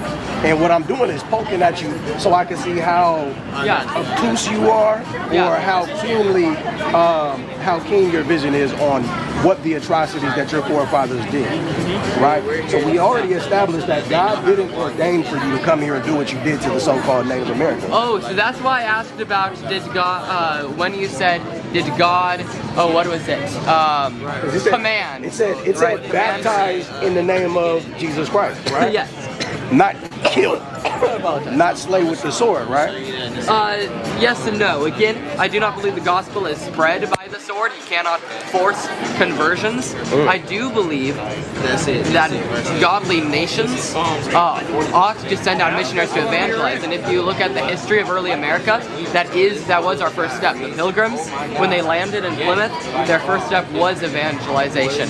When we became colonies, they kept sending out missionaries into the frontier. As the frontier advanced, as that followed, so did civilization. That said, you say civilization followed? Yes. What about civilization that was here prior to the bloodshed? Well, not all cultures are created equal. So we probably all agree on that, right? So you get to impose on these people what civilization is what you're saying. Civilization can be determined by certain metrics, right? Well, the metric number one would entail civil law. Without civil law, you have no civilization, even if you have technology. God's law. God's law is always the standard. The Native Americans. So when you brought God's law over here, were you keeping God's law? No one can keep God's law perfectly. Not even missionaries or you guys. Not me, not you. That's not true. You'd have to prove we don't keep God's law. Otherwise, you're bearing a false witness. Have you ever lied, sir? Ever lied? I didn't say we don't ever break God's law in our past. What I said is you have to prove we do not keep God's law as in present tense. You cannot do that. Go ahead and read that real quick. Because you said a thing. You said it's impossible to keep God's law. Yes. Start at 6. 6? All right. This is Luke chapter 1. Okay. Verse 6. Bring it out. And they were both righteous before God. I'm going to start 5. Go ahead. This is Luke chapter 1, verse 5. You're going to slither. Bring it out. There was in the days of Herod, the king of Judea, a certain priest named Zacharias, of the course of Abia. And his wife was of the daughters of Aaron, and her name was Elizabeth. And they were both righteous before God, walking in all the commandments and ordinances of the Lord blameless. Yes, and yet Zacharias sinned. How? Just read the next chapter. No, you're going to say because he didn't believe.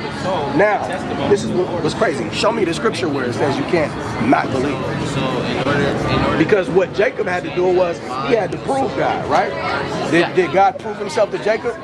So there's always a curve there. Now, whether you choose to deny or not, then that's when there's some conflict. But right here, it doesn't say there was any unrighteousness imputed to him. In fact, it says he's blameless. Now, mind you, this is being documented centuries after the fact. So why isn't the blame for not believing the angel imputed unto him? Because he is saved. Hebrew Hall of Faith, right? Says that their faith was counted as righteousness to them. You see how they just get to make up the ground that's under their feet, man? It's crazy. But they're only standing tall in their imagination at this point. We got Christian apologists running, fleeing left and right, departing from us 7 ways. All praises to the Most High God, man. I just wanted y'all to get a look at this, man. Was credited as righteousness, and so those such as Noah, which it also says was seen as blameless before God. You said his what was counted unto him as righteousness? His faith. His faith. But you say he didn't believe, and that was a problem. No, I didn't. You're the one that mentioned. You did. belief. You just said you did. You said you was going to read further down. You said if we read further down, you would show us where he sinned because he didn't believe. I apologize. He did not believe the angel's message, but he is saved by his faith in Christ. Okay. He got it. Look, man. If you think you're gonna pull one over on me, you got another thing coming. He was cut. He was cut on an argument he didn't even get to argue. Why? Because we do this shit.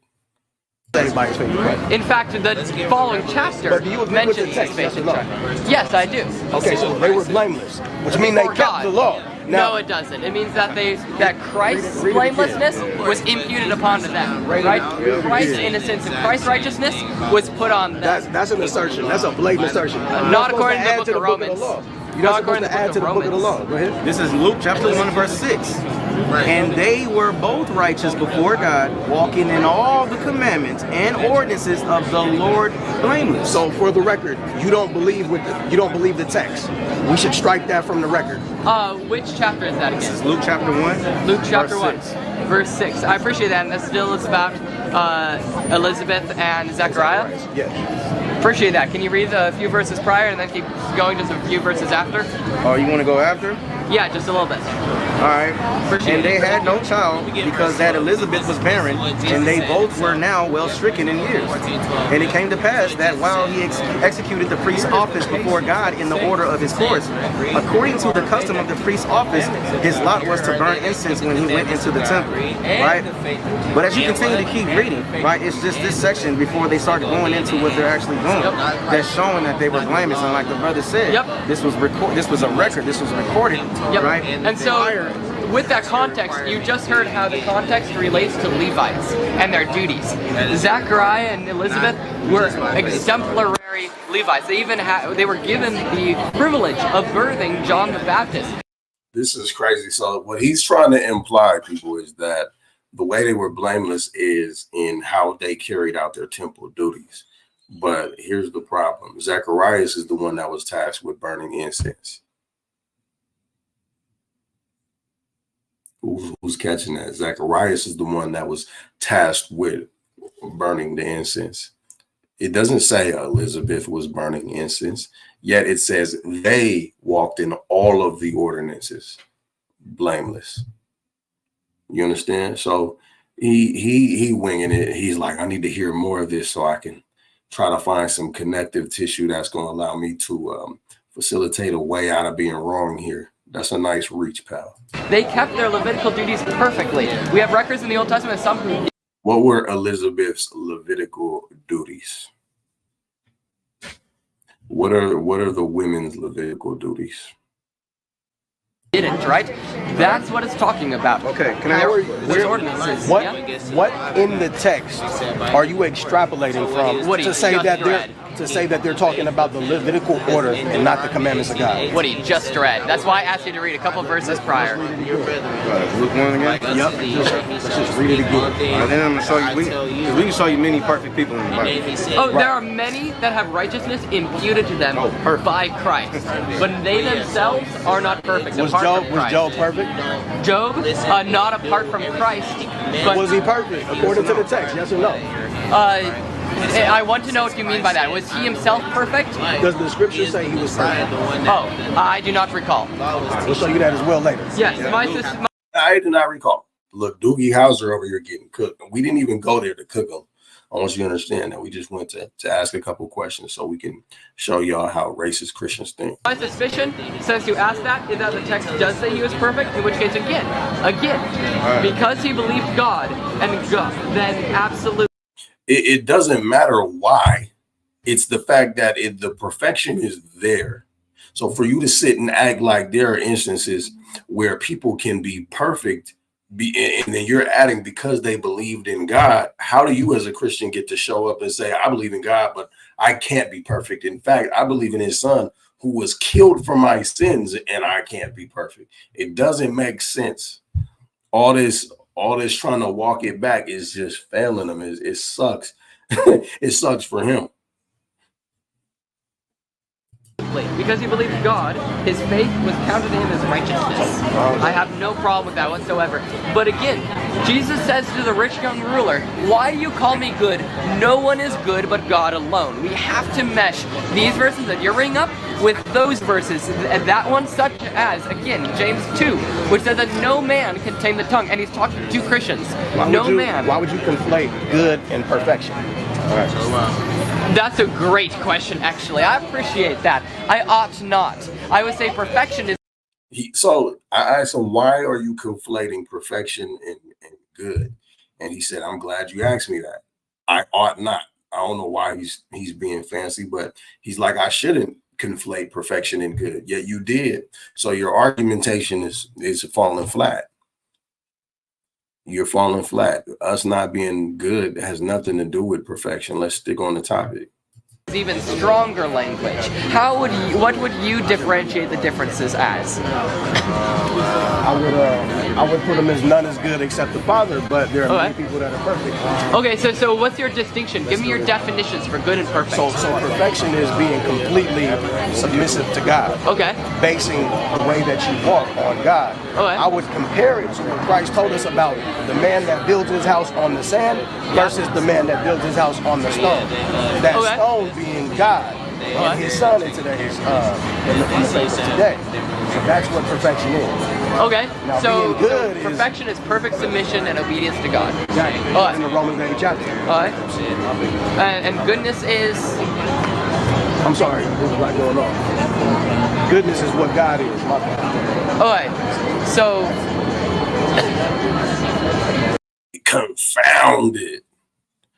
Confounded, man. We got to get the buzzer beater in right before we had to get up out of there for certain reasons, because it kind of went down that day. If you're not familiar with downtown Seattle, it just goes downtown Seattle. So we had to leave, but we got that buzzer beater in, man. We got a little more footage to go into. I really appreciate this. Hey, thank you. My name was Keegan. I really appreciate your time. Thank you so much, and for putting up with me asking for you to read extra verses. I really appreciate that. Thank you, sir. God bless. All right, man. Come back. Yeah. So you got to get him out of there?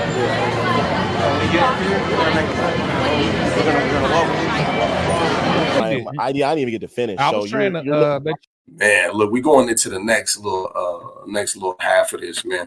I'm gonna try to let as much of it play as possible, but this is where I gotta get on.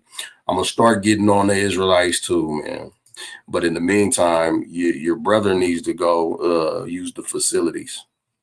Your brother needs to go use the facilities. And with that said, man, I'm gonna let y'all listen to a little bit of music. I'll be back in a moment. Bear with me.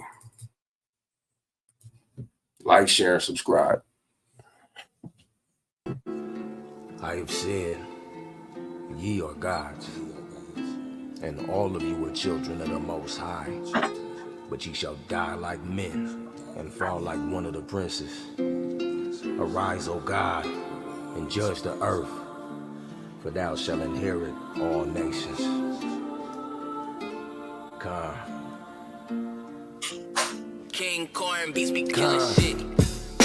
We was powers on this earth once, and we was all about the mirth once. Idol worship, murder like the first of the month. Hit a nigga with the bick like you need a light. That's what you do when you on fourth, or else you got a punt. But we ain't needed when we cry for Egypt flesh, nah. So it's Egypt that we got, and we hella mad. These crackers soaring off our shoulders like some helipads. They see our sweat, but they don't feel us like we holograms. I'll be damned, another black man shot again. They deflect and tell us we our own ops again. Never mind that daughter grown without their props again. And never mind the weight placed on that new single mom. Her big bro trying to help out any way he can. Now you smoking on that Marley, trying to keep it calm. And plus he sell it, he gon' help if it take every gram. There is an evil which I have seen under the sun, as in the error which proceeded from the ruler. Folly is set in great dignity, and the rich sit in a low place. I've seen servants upon horses, and princes walking as servants upon the earth. And what shall we say then? By this beat today. We was powers on this earth once. No question who the owner of this turf was. Turf wars against Cain until Yahweh crushed them. But we forsook the holy covenant like we ain't won them. So when the nations rose against us, bro, we ain't won it.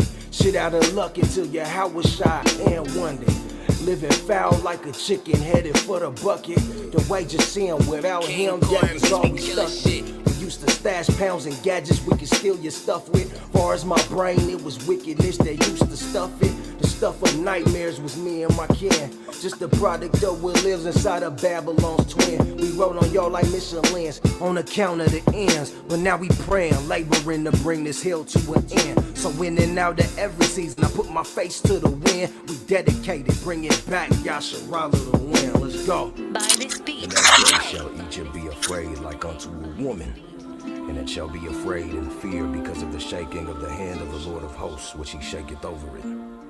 And the land of Judah shall be a terror unto Egypt. Everyone that maketh mention thereof shall be afraid in himself because of the counsel of the Lord of hosts, which he hath determined against it. And that day shall 5 cities King and Corn the beats me land of killing Egypt shit. speak the language of Canaan and swear to the Lord of hosts.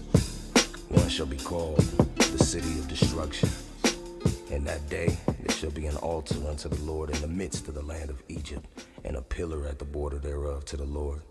And it shall be for a sign and for a witness unto the Lord of hosts in the land of Egypt. For they shall cry unto the Lord because of the oppressors, and he shall send them a Savior, and a great one, and he shall deliver them. Arguments of things that I didn't even get to fully flesh out yet. I was laying the groundwork, and I was just showing you that the Gentiles in the New Testament aren't just Northern Kingdom. I'm showing you that also the Gentiles in the New Testament are also Southern Kingdom Israelites as well. It's not just nonsense. Hold So on, though, bro. Gentiles, But here's the problem, Ed. He's still I understand what I'm saying. The only thing that gets me with asking, we already know y'all liars. Nathaniel will tell you straight. Boy, listen, I'm talking. Nathaniel will tell you straight up. Solomon is talking. Oh, don't call me black. What is it? Song of Solomon 1 and 5. That ain't even Solomon talking. Y'all, your leaders even lie blatantly. So I'm not going to give you but so much time. Who cares if it's not Solomon? This is my issue with the Christians, and y'all could try to play this game, man. And this is for the Israelites too. That is not Solomon saying that. I am black but comely. That is not Solomon saying I am black and beautiful. It's just not. Nor does it need to be. In fact, it gives more texture to the fact that not only were the Jews people of color, but the Northern Kingdom were people of color as well. That's the texture that it adds, right? So who's saying that is Shunammite wife. What is a Shunammite? Shunam is an offshoot of Issachar. So it's Issacharites. Issacharite woman saying, I am black and beautiful. So it takes nothing away from the Israelite argument unless you're sitting there trying to say, look, man, Solomon said I'm black and beautiful. Stop saying that. I'm telling you right now, you Israelites, stop saying that. And this is for the Israelites. If you want to click the link and we can talk about it. Stop saying that. It is not Solomon saying I am black and beautiful. The whole structure of the text that is Song of Solomon is a back and forth between the man and the woman. Very rarely do you hear from the man in it. You hear from the woman most of the time, right? And it's metaphoric for Israel and Yahweh. But the woman speaking is a Shunammite who says, I am black and beautiful. That's it. Stop making the argument that is Solomon, because you're leaving your jaw open and then they want to throw the baby out with the bathwater altogether. That's just not what's being said. And y'all gonna have to face them facts. But you Christians that think that you're gonna ride the coattails of this bad argumentation and this bad exegesis, understand something. It's still an Israelite saying I'm black and beautiful. How can it be substantiated that his wife wrote it? It's not necessarily that his wife wrote it. It's that the narrative that is being illustrated in all of it is a lot of the time from a perspective of a woman. Either that or it makes Solomon sound real gay. Let me see if I can find an example. Let me see if I can find a quick example.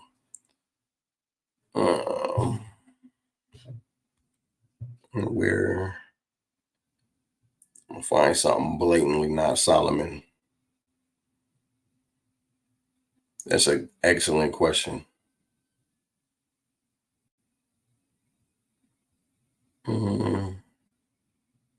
Let's go to Song of Solomon. Make sure I'm sharing my screen. Present. Stop screen. Present. Share screen. I don't know what's going on. Hold on. Song of Solomon.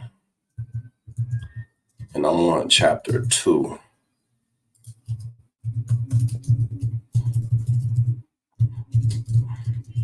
I can't type for nothing today. So try this again. Present. Share screen. All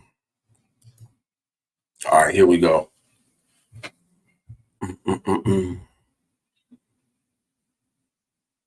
So Song of Solomon, chapter 2, verse 1. Y'all see it? Let me know if y'all see it.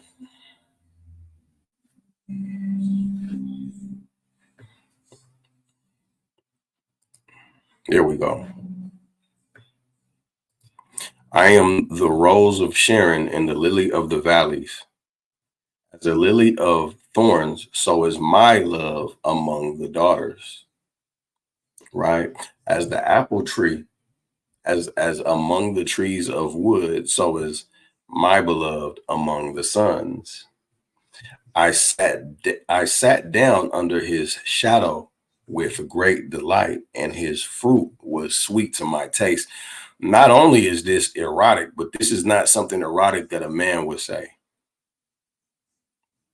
Not Solomon, not somebody who is righteous until he goes off into idolatry, right? So there's an exchange taking place here. I am the rose of Sharon, the lily of the valleys, and the lily, as the lily among thorns, so is my love among the daughters.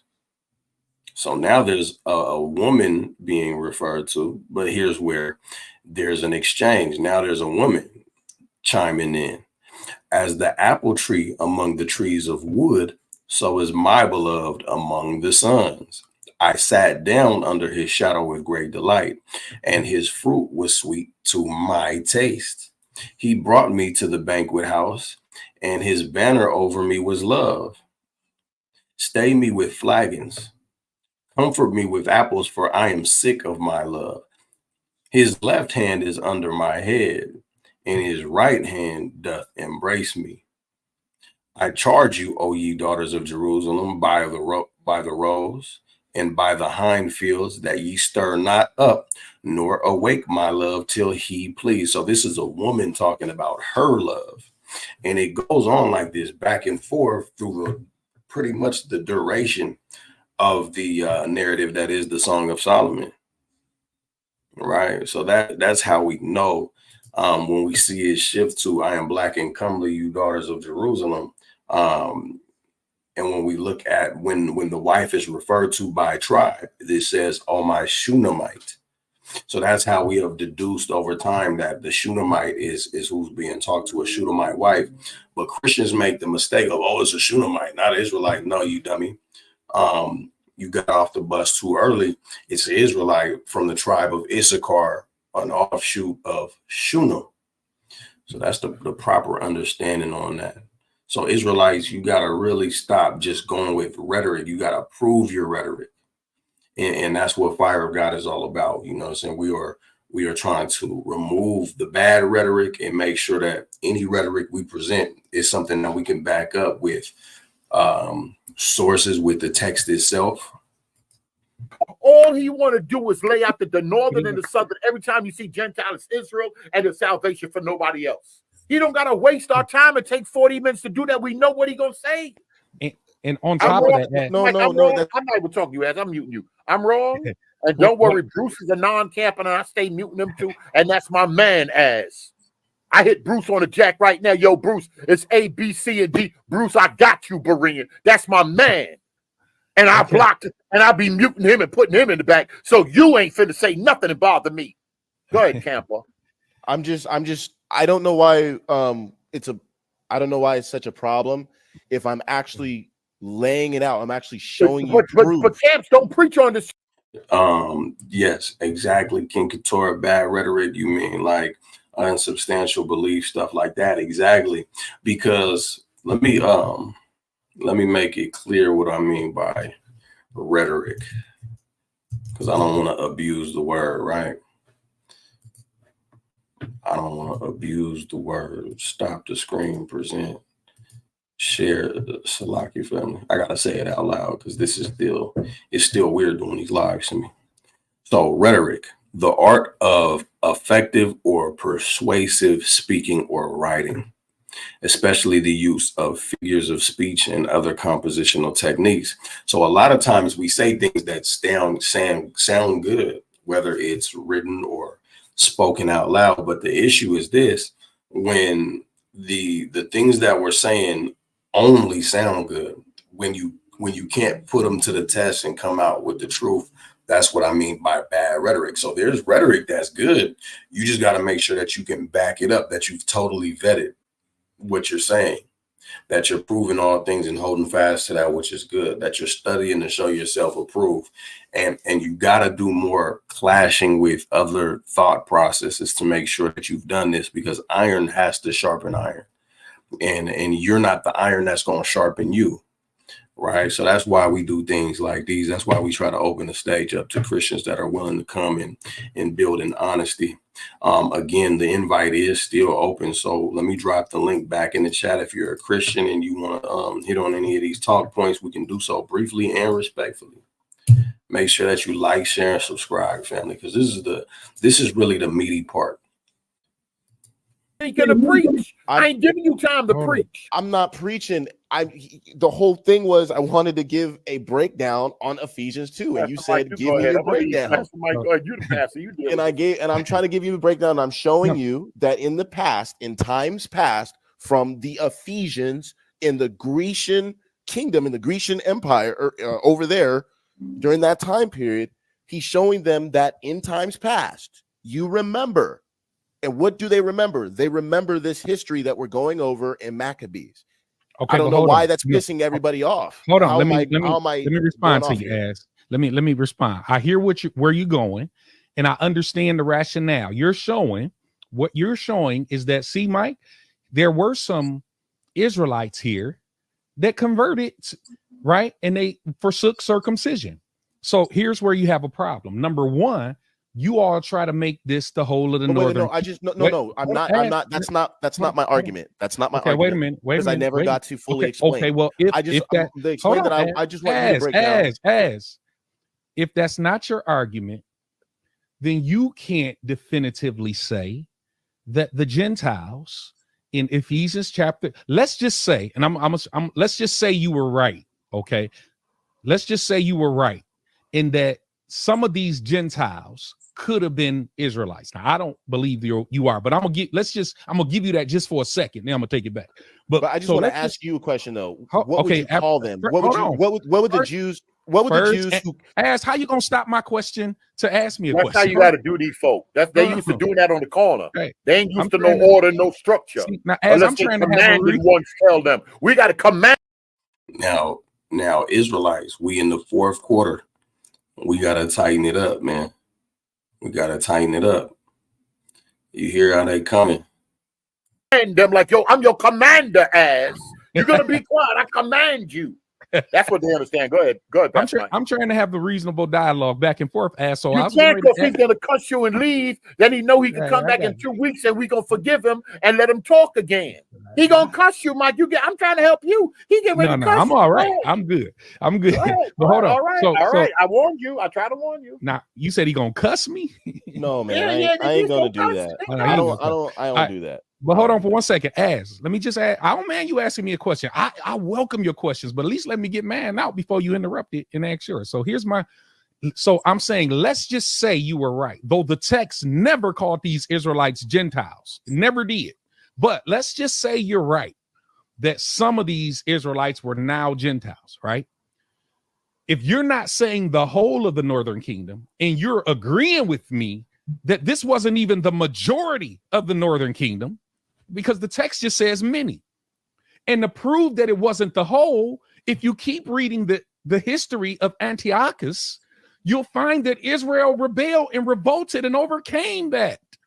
So it couldn't have been all of them, because that's how we led into the whole overturning. When they tried to go into the temple, they sacrificed animal blood. Israel rebelled. Israel turned back. So you can't claim that when we see Gentiles, these are all Israelites. Now, if you're saying that some of them are Gentiles, let's just say you are. You can't say all of these Gentiles are Israelites. Do you understand that? You can't say all of these Gentiles in Ephesians are Israelites. So what I am making the argument that all of those Gentiles in the synagogue in Ephesus were all Israelites that Paul was writing to. Yes. And right. I'm laying that argument from the text. Just listen to me real quick.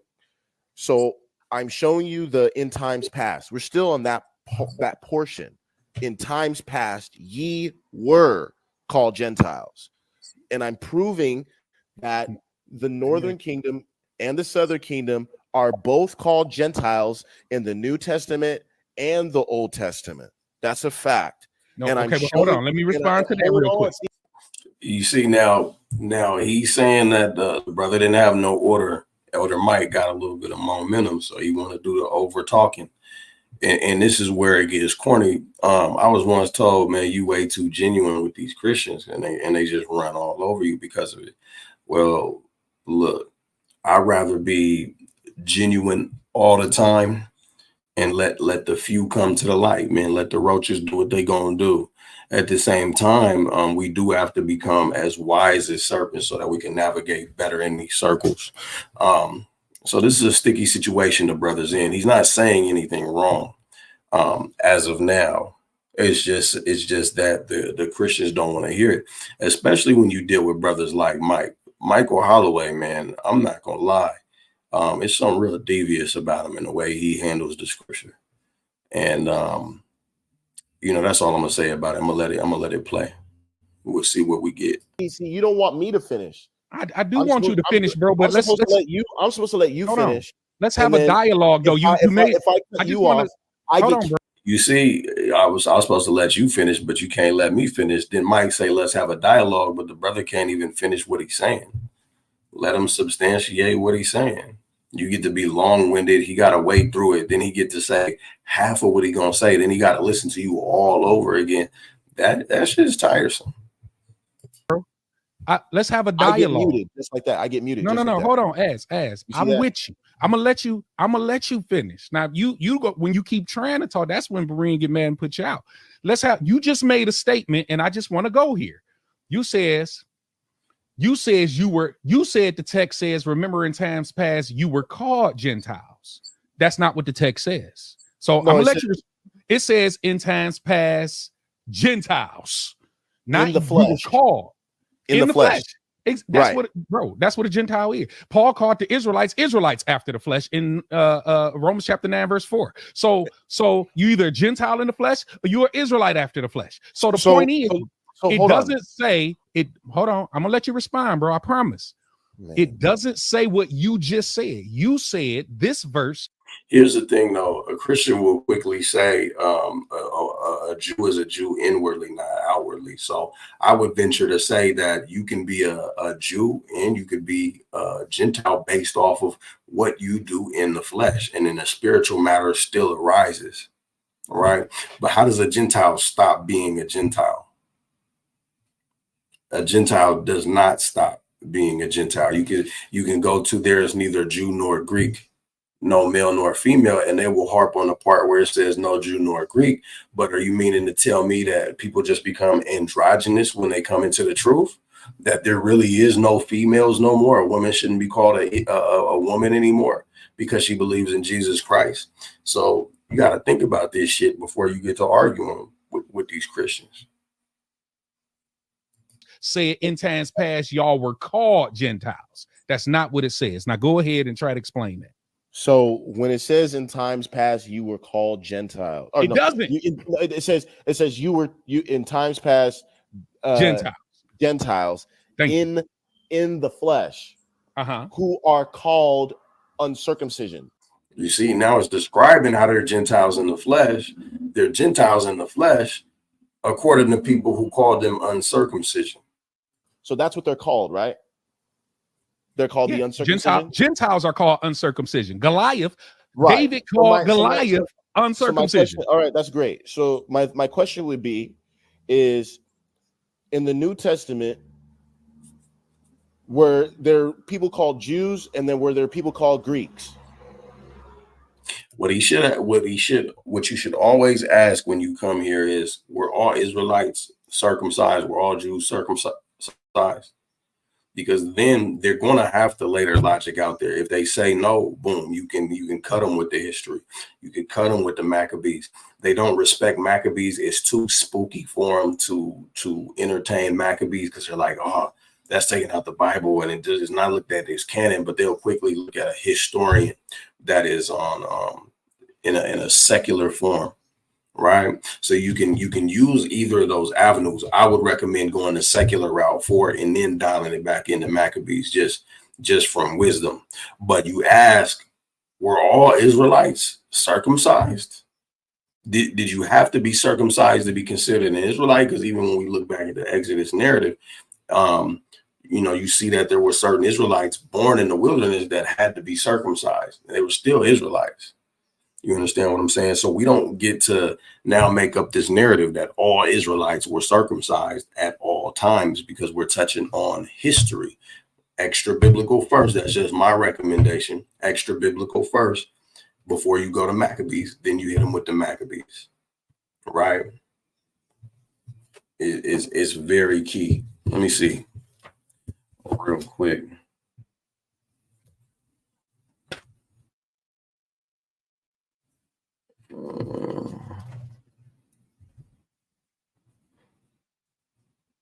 Look, Hellenistic civilization and the Jews, page 345, right? It says this struggle for existence may be conducted and actually is conducted in two opposite ways. Sometimes the will to succeed induces in the Jew a decision to imitate local manners and customs and make himself like the host of people in every respect. What about brothers that's raising their family with this thought process in mind? You're not going to go get that boy circumcised. You're conducting yourself like the people of the land in every respect, right? This is the way of assimilation, which leads the Jew to repudiate his ancestral customs and sometimes even makes him an unconcealed enemy of the Jewish people. The second way, quite opposite to the first, is equally obvious in his struggle for existence. Going to page 346. Salakia.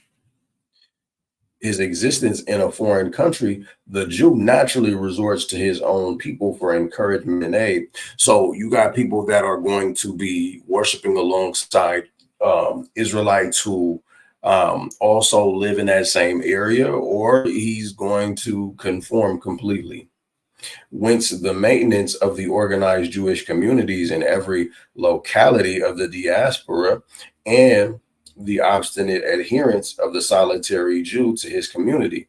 Now, the community signifies tradition, for it must be based on the principles of the original national culture. Otherwise, it possesses a raison d'etre, neither in the eyes of the host nation nor in those of the Jews themselves. Thus, the Jewish history in the diaspora fluctuates between two mutually contradictory principles: between the ambition to assimilate, arising from the Jew's desire to exist among strangers by his individual powers, and the inheritance to tradition induced in the struggle for existence by the need of support from the strong collective. Now, there's two messages here.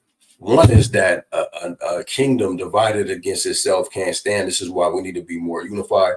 This is why we got to be willing to have more biblical discussion. This is why we got to put pride aside, because the harder it is for us to link up, the harder it is for brothers and sisters to exist in a Babylonian society, where the easier option, honestly, is for them to conform, right? We open the door up wide as we can by doing this, not just falling on, oh, if you don't get it, you don't get it. Because who the fuck are you to say they won't get it later, right at the shot clock, right? But what this is showing is the importance of family, and then community based on family, and in that order. Then what it's showing is that the individual's options are either going to be to conform to the nation that they're in front of, or get encouragement to operate in the ancestral customs of the Jews or the Israelites. But you can go to sources like these and bow. You're standing in a good place with Christians that think like this. The answer to that question is yes. Okay, were some of those Greeks actually Israelites? The Grecians were Israelites, yes. Okay, let's go to John. Let's go to John chapter 12. Right. Not the Grecians. I said the well, Greeks. That's who the Greeks. That's what that. And to be honest, a better way to go is just say, are we talking about the Hellene? Are we talking about the Hellene? Are we talking about the Hellenistas? Because then we're really getting to sort through some shit. Because honestly, you're going to see the word Hellene transferred into, translated into Grecian from time to time, just as well as the word Hellenista, or someone who speaks the language of the Jews. Christians like to say Hellene is talking about the full-blown Greek, when that's not even so. It's more so talking about adherence to religious practices, which we really just touched on. So it's important to get to the nitty-gritty linguistics, go to the linguistics and argue from there, so you're making sure that y'all got the same definition in mind. We don't want the English to intervene, where we can easily go back to the Greek and make sure that we're ironing out these misunderstandings, because what's understood don't got to be explained. And even if the Christian don't want to hear it, the Israelites, the people who are watching that are honest, they get to see it. So you just make a better demonstration in that way. That's the Greek word for Greek, I said the Greeks. No, because there's two different words for Grecian, and then there's Greeks. So okay. I'm showing you that people are not called. We talking about the word ethnos now. Mike, man, why are you doing this, bro? And no, you're not talking about the word ethnos. The word Gentile, is there where you should actually see Greek. And I believe there is a instance where maybe ethnos should be there, or you would think. But Mike just need to shut up and let the discussion flow. Well, so this ain't gonna prove your point, but go ahead. People are called Gentiles. Israelites are called Gentiles, and they're not called Jews. Show me that. And I'm about to show you. That's not in 12. John 12. But go ahead. We can John try. chapter 12. And let's start at verse 1. Okay. So we're going to jump around just so we can get some context. Look, man, Kanye Israel, I'm telling you, you gotta join the classroom and join the ministry. What we've been doing as a group is I had this book for years, but what I did was I had everybody in class cop the book together. We had a month to make sure everybody got the book, and then we started to study together in correlation with the biblical text. That's how we moving over here. So join the ministry, man. We'll get you right. We will help you get these resources in your time of need as well. No, we ain't gonna jump all around. Show me that right there. And if you can't show it right there, it's a problem. You just got to be patient. Just let me bring it out, please. Remember, you're trying to show where Israelites are called Gentiles, not Greeks. Gentiles, because that's a difference.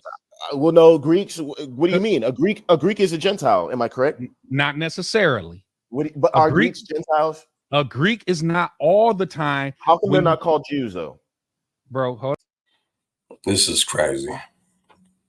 It's crazy. The brother's getting frustrated, and it makes sense why. But you have to tame that. Otherwise, there's no point in even getting on a panel like this. On, bro, because that's the whole point. I'm gonna prove it to you once you go here and miss your point in John chapter number 12. Mike all out of order. Somebody tag Mike in here, man. If you gotta connect to Mike, man, tag him in here. Tell him he's completely out of order and out of line. Tell him to click the link. Well, I'm gonna show you how there were those Jews who embrace Greek culture. They were never called ethnos. They were called Greeks. So but Paul isn't using the word Grecian or in Ephesians. He's using the word ethnos. And you have to show where Israelites are called ethnos. Okay, that's what you have to do. Beautiful. I'll show it to you because you don't want to deal with the Helen. You don't want to deal with the Helen because I'm showing him that I was trying to show him that Israelites were called Helen. They weren't referred to. So that means that the Jews, they didn't call them Jews. Bro, they called them Hellenist. Greeks. It's a Hellenist. So that's a Gentile. They consider them Gentiles. They wouldn't even do. So let's go to hold on. You gotta hold your mouth. You gotta just please hold your mouth and let me say something. I know you disagree with me, but let me get some words out. Go to Genesis then. Go to Genesis if you want to see Israelites being called ethnos. No. Go to Genesis. Ethnos is a Greek word. No. Genesis is Hebrew. So you're not going to. Oh my God! This is bananas. This is bananas. Don't make me have to crack my Septuagint open. Don't make me have to crack my Septuagint open. Let me run this back a little bit. Once you go here and miss your point in John chapter number 12, I'm going to show you how there were those Jews who embrace Greek culture. They were never called ethnos. They were called Greeks. So but Paul isn't using the word Grecian or in Ephesians. He's using the word ethnos. And you have to show where Israelites are called ethnos. Okay, that's what you have to do. Beautiful. I'll show it to you because you don't want to deal with the Helen. You don't want to deal with the Helen because I'm showing him that I was trying to show him that Israelites were called Helen. They weren't referred to. That. So that means that the Jews, they didn't call them Jews. Bro, they called them Hellenist. Is a Hellenist. So that's a Gentile. They consider them Gentiles. They wouldn't even do. So let's go to hold on. You gotta hold your mouth. You gotta just please hold your mouth and let me say something. I know you disagree with me, but let me get some words out. Go to Genesis then. Go to Genesis if you want to see Israelites being called ethnos. No. Go to Genesis. Ethnos is a Greek word. No. Genesis is Hebrew. So you're not going to show me there. We're gonna go to Genesis chapter 48 and verse 19, and we can read it in the Septuagint. And they're not called Jews. Show me that. And I'm about to show you. John. That's not in John 12. But go ahead. We can try. 12. And let's start at verse 1. Okay. So we're going to jump around just so we can get some context. No, we ain't gonna jump all around. Show me that right there. And if am. you can't show it right there, it's a problem. You just got to be patient. Just let me bring it out, please. Remember, you're trying to show where Israelites are called Gentiles, not Yes. Greeks. Gentiles, because that's a No, difference. well, no, Greeks. What do you mean? A Greek is a Gentile. Am I correct? Not necessarily. But are Greeks Gentiles? A Greek is not all the time. How come they're not called Jews though? Bro, hold on, bro. Because Exactly. that's the whole point. I'm gonna prove it to you once you go here and miss your point in John chapter number 12. I'm gonna show you how there were those Jews who embrace Greek culture. They were never called ethnos. They were called Greeks. So but Paul isn't using the word Grecian or in Ephesians. He's using the word ethnos. And you have to show where Israelites are called ethnos. Okay, that's what beautiful. you have to do. Beautiful. I'll show it to you because you don't want to deal with the Helen. You don't want to deal with the Helen because I'm showing him that I was trying to show him that Israelites were called Helen. They weren't I agree referred with to. that. So that means that the Jews, they didn't call them Jews. Bro, they called them Hellenist Greeks. is a Hellenist. So that's a Gentile. They consider them Gentiles. They wouldn't even do. So let's go to. Hold on. You gotta hold your mouth. You gotta just please hold your mouth and let me say something. I know you disagree with me, but let me get some words out. Go to Genesis then. Go to Genesis if you want to see Israelites being called ethnos. No. Go to Genesis. Why he about to lie? Is a Greek word. Genesis is Hebrew. So look, you find the oldest compilation of the Bible in the Septuagint. It is translated into Greek. It's unfortunate, but there's an actual manuscript to it that you can look at. And since there ain't no way I'm gonna be able to show you this small ass print, but the reason that we're gonna go here is because with the Old Testament being translated into Greek from Hebrew, we actually do have a way to look at how Israel would have been called ethnos. That's what I'm gonna show you. But luckily for us, the Blue Letter Bible actually has the Septuagint on there. So that's what we're gonna do real quick.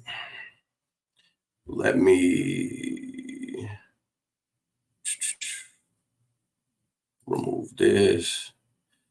And I'm gonna share my screen yet again.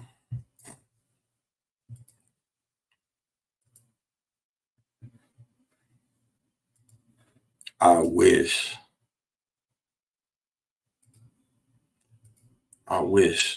he'll come on here and say some dumb stuff like this. So the way that the text reads is, ye shall be unto me a kingdom of priests and a holy nation. These are the words which thou shalt speak unto the children of Israel. They're being told that they shall be a holy nation, right? Y'all see this where it says LXX, Septuagint? Those two things are somewhat synonymous, right? So what we're going to do is we're going to kind of skim the Greek. It says, Haimis de esete moi beselion here to my kai ethnos. Ethnos. What is this word? It's a nominative singular for nation. So Elder Mike lied. He lied because he's not considering that there is a manuscript of a Greek Old Testament where the Israelites are called, is going to call them a nation. So the question is, how would this word be used? So now we have more evidence as to how we can look at this word in the New Testament. We can't say it's exclusively talking about other nations because Israel is called an ethnos. Shit, you talk about the people that came out of Noah, you're going to see that word there because they were also called nations. People say the Gentiles are strictly talking about Japheth because it says these are the eyes of the Gentiles, but it talks about the nation of Ham. It talks about the nations that come from Shin. The same word is going to be goy there or am there, right? In that same sense, when you look at it in the Greek, you're gonna see the word ethnos. You see this word? This is ethnos in the Greek. Let me see if I could click on it. So y'all see this right here off to the right? Let's just click on it. That ain't what we want to do. Here we go. Going to the Greek. Ethnos. You see that? Ain't no games being played over here. Make sure you like, share, and subscribe too, man. Make sure you like, share, and subscribe. No, we're gonna go to Genesis chapter 48 and verse 19, and we can read it in the Septuagint because that's what Jesus Christ quoted from. They quoted the Septuagint. Again, so bro. We're gonna go to Genesis chapter 48, 48 and verse long 19. route to run 48 into a and wall. verse 19. I don't know about that, man. He's saying that's what Christ read from was the Septuagint. I don't know about that, man. I believe the Palestinian canon was in use and circulating back then. That's another manuscript, fairly old text. 48 and verse 19. Okay, so it says in Genesis 48 and 19, and his father refused and said, I know it, my son, I know it. He shall become a people, and he also shall be great. But truly his younger brother shall be greater than he, and his seed shall become a multitude of ethnos. Okay, hold on for a second. Here we see Ephraim being called having multiple nations. Hold on for a second. One tribe can have multiple nations, and they're all called ethnos. He shall be a multitude of Gentiles. Bro, so there we see a tribe called respond ethnos. to it. Let me respond to that. That nothing that to respond to. Bro, let me respond. It's nothing. You know you about to get debunked. Now I'm trying to have a cordial conversation with you. You can't debunk it. You have to show that it's not ethnos. You have to show that there's no sense where there's no ethnos there. Now, number one, this isn't talking about all of Israel. It's talking about his younger brother. There is a difference between Helen and ethnos. That's true. But I feel like they're missing the point that these names are put on Israelites, even ethnos. I think that this person with the comment is missing the point. Christians get to nitpicking. You give them a little bit of ground, they get to nitpicking on that, man, like it really means something. Elder Mike not about to debunk nothing. He needs to go into the language and show there's never an instance where there's a manuscript that shows that this says ethnos. That's what he needs to do. Right? Let's go Israelites called Gentiles. Hold on, Az. Let me respond to you. Let me respond. As I gotta put you out so he can talk, Az, because you can't help I'm gonna yourself. let you make your claim, but then let me respond to it. Let's go back step. No long soliloquies, and that way we can have a back and forth dialogue, and I can debunk each claim one by one. And if I don't debunk it, it'll be evident because everybody's able to talk. So watch this, right? Now, when Joseph saw that his father laid his right hand on the head of Ephraim, it displeased him. So he took hold of his father's hand to remove it from Ephraim's head to Manasseh's head, because Manasseh was the oldest. Ephraim was the youngest. And so the right hand would typically, in their culture, go to the oldest. But Joseph said to his father, not so, my father, for this one is the firstborn, right? Manasseh was the firstborn. Put your right hand on his head. But his father refused and said, I know, my son, I know.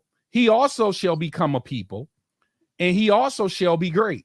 But his younger brother, he's talking about Ephraim. At this point, he's not talking about all of Israel. He's given a prophetic word about one of Joseph's sons, and he shall become a multitude of nations. This is not in the context of his ethnicity. It didn't say he. Bro, you just fucking debunked yourself regardless. Despite the many applications of the word ethnos, the word ethnos is still there, just like the word goy is still there. So you didn't debunk anything. All you're doing is giving more ground for the brother at this point. Mike talk too much.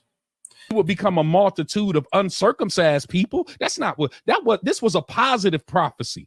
And you see that? So now he relegates it to being uncircumcised. Gentile don't mean uncircumcised. I'm sorry, it just don't. A Gentile can be uncircumcised. I was circumcised when I was a kid, right? But it didn't change the fact that I still grew up in other Gentile customs, that I still didn't have my identity. So this is a weak ass argument coming from Elder Mike. And I'm starting to get a little frustrated. You know, I'm hungry. It's late. Yet the labor continues. Let's just listen on. So there's no way Jacob is saying that your son about to be a multitude of heathens who are uncircumcised. So you're using this word. You see that? That's super dishonest and disingenuous. The brother never said that.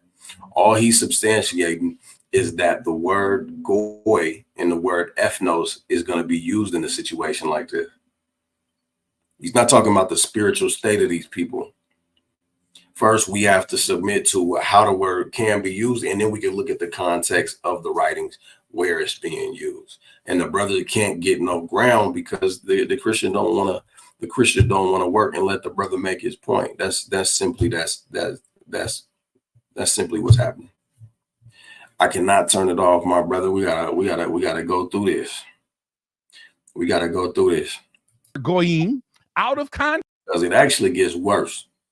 And it gets worse from the Israelite stance. Text, because now you're trying to apply it in the New Testament context that doesn't fit, bro. Again, the onus is on you to prove where a Israelite, even in an uncircumcised state, would be considered a Gentile. And this verse doesn't do it. If he's cut off from the nation of Israel, is he still an Israelite? Ethnic wise, yes. Okay, but nah, he shouldn't have jumped. He should have stood right there. Elder Mike is putting something on him that he's not putting on it. So he should just stand firm and say, does this describe how a multitude of goy is going to come out of Joseph? Yes or no? Okay. So in place of goy, if I'm reading it in the Greek, would it say ethnos? Yes or no? You know, sometimes you don't just move to another point just because they want to move to another point. You just sit there. Would his people consider him a Gentile? No, his people will consider him a cut off Israelite. So to be honest, when we look at the word heathen and Gentile, they're the same thing. They're the same thing. Christians are going to put they're going to put what they're going to put on it, right? They're going to philosophize the difference between the two words. Heathen and Gentiles is the same word in Hebrew.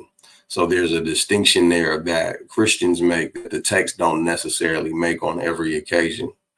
So it is worse because he's trying to say that Gentile in the New Testament sense means uncircumcised, when the brother Az is not saying that. He's simply saying that Israelites are referred to as goy, Hellene, ethnos as well.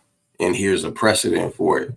And he's starting small so that they can get to a bigger point. But this is what's happening right now is Mike don't want to be objective. You know, they're combating logic for logic. And this is going to happen, but when people really want to reason, they will show you that they're willing to listen to your argument for argument's sake. That's the only way you're really going to be able to pull it apart. Mike's just saying, no, you're looking at this the wrong way. But the question is, how is he looking at it the wrong way? You're not even arguing against his point. You're making a straw man. So that's how much worse it is. So then so if he doesn't have land allotment, then he's called a Gentile. That's a slur, right? If you could show me that, wouldn't Gentile be considered a slur? I just want you to show it. I'm telling you what he was. He already showed it. He already showed it. It's called. I answered you outright. He's a Gentile who was cut off, who lost his privileges, lost his rights. He didn't lose his ethnicity though. Right. He didn't lose his ethnicity, but in all intents and purposes, he would be treated as a Gentile. Treated as a Gentile. Amen. So if he's treated as a Gentile, why would he not be called a Gentile? That's interesting. I would love to pick his brain about that. All right. Just historically speaking, because we're talking about integration. Treated, not and if somebody was born and he wasn't circumcised the 8th day, then that means he was a Gentile in the past. If he got circumcised, right? No. Because again, he was still not called a Gentile, and you still have not shown that. Again, Jacob was not prophesying to his son that your son should be a multitude of heathens who are uncircumcised. So for you to try to go to the Old Testament and pull that word goyim out of context and try to apply it in the New Testament context of the Greek word ethnos, I mean, it's blatant bad hermeneutics, bro. And this is why I try to tell my Israelite friends that you guys are being taught wrong. So look at this real quick. This is John 7:35. It says, I'm gonna start at 34. It says, "Ye shall seek me and shall not find me, and where I am, thither ye cannot come." Then said the Jews among themselves, "Whither will he go, that we will not find him? Will he go unto the dispersed among the Gentiles and teach the Gentiles?" And this is how crazy it gets, because we're hung up on the word ethnos, and we touched on this a little bit earlier, but watch this. So, and mind you, it doesn't say the people of Judah, it says the Judeans. So a lot of times we're talking about the dwellers of certain landmass. So if it's talking about the dwellers of Judea or Judeans, right, people who live in Judea, why can't it be talking about people who live in these Gentile nations? Now, of course, the implication to Judean is going to be a Jew. And you have the trouble of going through the distinction of someone who converted to being a Jew or Israelites. But the scriptures tell us that this is talking about actual Israelites, not converts, right? So scratch that. So now let's just scoop down a little bit. The Judeans asked among themselves, whither will he go? Will he go to the dispersed among the Gentiles and teach the Gentiles? Right? But the word Gentile is translated from Hellen, which is what typically we would see translated into Greek, right? Will he go to the dispersed among the Greeks and teach the Greeks? You see that? The dispersed what? The Israelites that are dispersed. Why is he going to go to dispersed Israelites to teach the Greeks that are there if they're talking about blood Greeks? No, it's talking about, it's letting you know that the people being called Greek, at least in this instance, are Israelites who are dispersed among the Greeks. You see that? And this inflected word real quick. I want to look at the text. So Hellenon is a masculine plural. So are you going to go to the different Greek nations to teach the Hellenized? So Hellenon, and we have Hellenized, which is also a plural, an accusative plural. So somebody is calling them Greeks. Very interesting. They're not necessarily Greeks. They're just being called that. So, man, this is crazy. I wish I wasn't at work during this. I hate that they go live when I'm at work. I be wanting to jump in there and go stupid. But let's get back to it, because we're gonna go through a little bit more of this and then we're gonna wrap up, family. I appreciate you being here. Do me a favor, man. Make sure that you like, make sure that you share and subscribe. That's the main way that you can support the ministry. If you wish to do so, you can via Cash App at either Fire of God Camp 12, as you see below on the right hand side, or you could do so at Cash App $ Ashrakar, as you see in the chat. Feel free. Another way that you could support the ministry is by joining the ministry, and you can do so by hitting us up at Fire of God Classroom at gmail.com. But don't join the ministry if you don't want to do the ministry. Tell you that right now. We need boots on the ground. So come through. We will edify you to the best of our ability, and we'll get you ready to get out there and do battle. Hit us up at Fire of God Classroom at gmail.com. But my favorite way that y'all support, man, is just hit that like button, hit that share button. Do that. We'll be right back.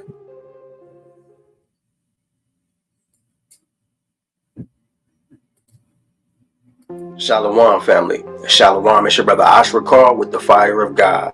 I want to ask you something real quick. How many of you have heard of this man right here? You, my black brothers and sisters, I know You are a chosen group of people. Well, all praises to the Most High. He's going to be live on the incinerator with me next week, September the 7th at 8 p.m. That's Saturday, September the 7th at 8 p.m. We going in live where he's going to be sitting in the hot seat with us Israelites. If you're like me, which a lot of you are, you're skeptical of Caucasians like this that say things like these. We wonder what the motivation is. We wonder what their scriptural integrity is. We wonder when they're just going to switch up on us like the rest of them. Well, he's going to be here live next week, September the 7th. Be there so you could get your questions for him in the chat as well as we interact and build. With that, man, I'm going to give all praises to the Most High God and say shalom to you while we get back to the regular scheduled programming. Which any way you want to, you can you piece some verses together like we playing a jigsaw puzzle, and you're not studying the scriptures in their appropriate context. I just think that, like, the Jews, let's go to John chapter 4. John chapter 4. Let's do that. Yes, sir. Because what I'm going to show you is that they don't have to necessarily be called Gentiles, but they're referred to as Gentiles by name. They'll call them Hittites. He'll refer to them as Greeks. He'll refer to them as strangers, and they didn't associate with one another. So by all intents and purposes, they were by the circumcision. And that's the context that Paul is giving. He's saying, according to the custom of the Jews, according to the circumcision, how they think, not according to what God thinks, but according to what the ruling class. You haven't even shown it was what they think, though, bro. Well, I need you to show me in the the text. John, let's go to John chapter 4. John chapter 4. Let's go.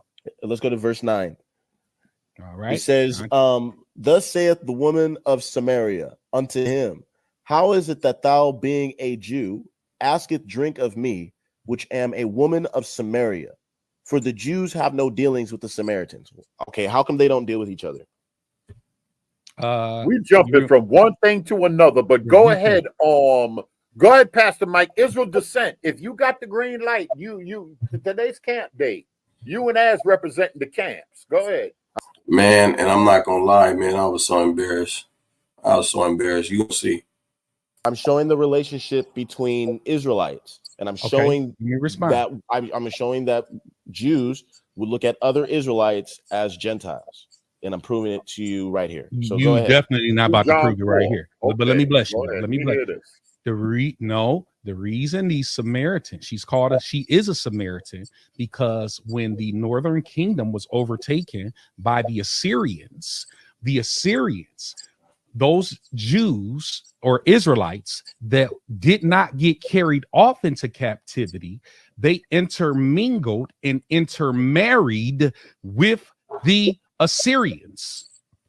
These people, if you study the Old Testament, their land was still cursed. And so what they did is they embraced many of the Mosaic laws so to bring the blessings back upon the land. And I'm just paraphrasing the whole thing. They even called in a priest and everything so the land wouldn't be cursed. So these Samaritans, many of them who were a mixture of Assyrian and Israelite, they embrace the command of Moses, even built their own temple there that rivaled the temple that was in Jerusalem. And they considered themselves descendants of Jacob, which is why the woman says, our father Jacob. But that woman understood, though, that not only was Jacob her father, she had some Assyrian fathers because they commingled and co-married with the Assyrians. This is fucking ridiculous. This is absolutely ridiculous. It was called Samaria. It was called Samaria, at least as it's documented, because we're going off the documentation. As it's documented, we see that territory was purchased and was called Samaria as early as 2nd Chronicles. There wasn't no intermingling with no Assyrians, and so her fathers are Assyrians as well. No, she said, my father Jacob. She's acknowledging Jacob as her forefather in a patriarchal society. You don't get two daddies. We're not talking about liberal America. We're talking about a patriarchal society where you get one father who comes from a father who comes from a father. Ain't no DNA battling. You get two daddies on some Arnold Schwarzenegger, Mr. Mom. I just cannot. I cannot. And this is why he is a boot looking ass coon Christian, because he willingly lies on the text and he's bending it like a bow with an arrow in it. So I These don't were know. not So full hold blood on. I gotta stop you. I Israelites. gotta stop. I gotta They stop were a you. mixed breed. I have to stop you. I have to stop you. Jesus wasn't a pure blood Israelite. Okay. Say that so again. Woo! Because there's no such thing as a pure blood Israelite in a concept where Israelite and Israelite get together and now you're a pure blood Israelite. Look, you're a pure blood Israelite because your dad's an Israelite. If we look at biology, where does blood come from? It comes from bones. Where do your bones come from? It comes from your dad. If you look at a spinal column, all it is a very developed spermatozoa, right? This is why when there's something wrong with your blood, you get a bone marrow transfusion. Where does the bone marrow come from? It comes from your spinal column, right? And that's what's going to get your blood on point. But you got to be matching. You got to have the same blood type. It's just, this is beyond me. How this is crazy. I'm not even going to ramble too much. I said Jesus was not a pure blood Israelite. Okay, Show me that. Now No. Hold on, Berean, because this is gonna make a good clip. It's very easy. It's okay, very easy. Rahab. That's very easy. So not everybody in his lineage are Israelites. So that woo dagger. So it doesn't change anything. Matter of fact, now your argument is debunked because you're saying, okay, so she got some Assyrians that her forefathers mingle with. Now it changes her forefathers. This is retarded. In fact, look at Christ's lineage. You got a Moabite in there. You see what I'm saying? He's not going to directly address this. I can almost guarantee it. Doesn't matter. That's so the the point, dumbest thing I ever You heard. are your father. Rahab got seed. The point is that the only way that the Samaritan that Jacob can be her father is through her father's lineage, and that's according to custom. Ridiculous. So hold on. So we're not even gonna discuss that. We're gonna discuss. No. Yes, we're gonna discuss what is clear. You brought it up. That Joseph garbage. He's not gonna preach what he want to preach to us. What's clear in the text? How you not want to discuss something you want us to just embrace that lie and keep moving? That's the big lie you just. So now, Az is doing a pretty decent job, but oh my God, man. I just want y'all to stop me when y'all get embarrassed. It's coming. He's trying to manipulate us with this garbage. I just want to look at you ain't finna give me the garbage you want to give me. Y'all are bad at the Bible. Y'all think y'all on the corner. Y'all think y'all could do what y'all want to do. Az, are you crazy? He just said Jesus wasn't a full-blood Israelite. Well, let's see what the text say. Let's see what the text say. The text calls him Lion of the tribe of Judah. Your mom doesn't need to be a Jew in order for you to be a Jew. That is just something that we need to. That's a pill we need to swallow. We need to go to Numbers 1:18. What is this talking about? Is your lineage established by the house of your father? Yes or no? You have to say yes, because if not, how is Christ from the tribe of Judah? Hey, God. That's what the text calling. The text traces his genealogy, and he's an Israelite, and the purpose, and that becomes so important, because if Jesus Christ is not an Israelite through the tribe of Judah, then we can throw this whole book away. All the prophets. And so this is the thing. The brother Az is working on limited time because y'all won't let him get a coherent sentence out. So he's rushing to make points. But if you listen, all he's saying is that this pure blood Israel concept does not exist. The one that you are trying to superimpose on the culture that we're discussing in the culture of Israel. Right? In the culture of Israel, you're an Israelite by the house of your father. Your father also is going to dictate what tribe you're from.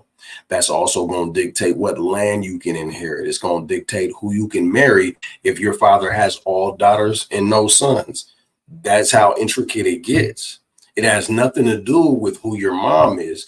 The problem comes in a spiritual sense, where if you're marrying the nations of Canaan, that about it. Or if you're marrying so many women where they're turning your heart away from the Most High. But nowhere do we see that it's a requirement for you to marry somebody within your own tribe as a man. The man dictates the seed. This is why Yahawashi gets to be a Jew still, because his fathers were all Jews. This is what lineage means. So I don't understand how Mike thinks he got one up. I don't understand why Berean, as learned as he puts himself to be, I don't know why this is a clap session. This is utter foolishness. We could throw this whole book away, because that means that all the promises fail, because he was to come through the lineage, bro. So you had Assyrian Israelite. Come on.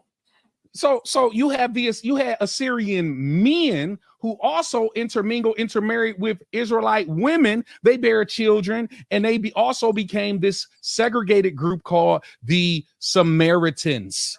The Samaritans, bro. Yeah, I got on here. I didn't not during this session. I've been on here a couple times. I debated Elder Green real quick on here, and they just act like it didn't even happen. Elder Green cut himself so bad, man. He just ended the live abruptly. I'm out of here. Made that boy run so fast. He forgot he wasn't 21 no more.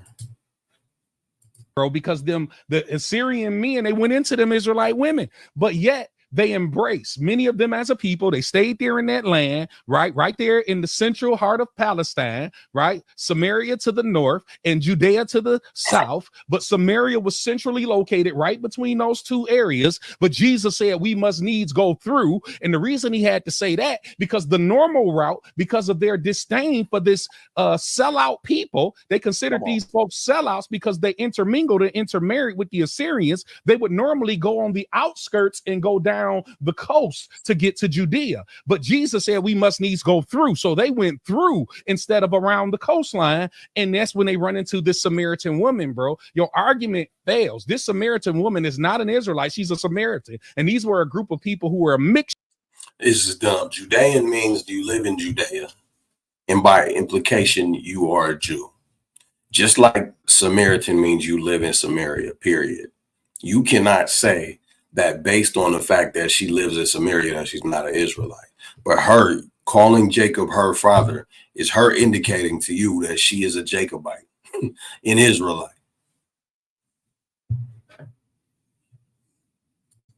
Of his argument is not even clever. It don't even sound good.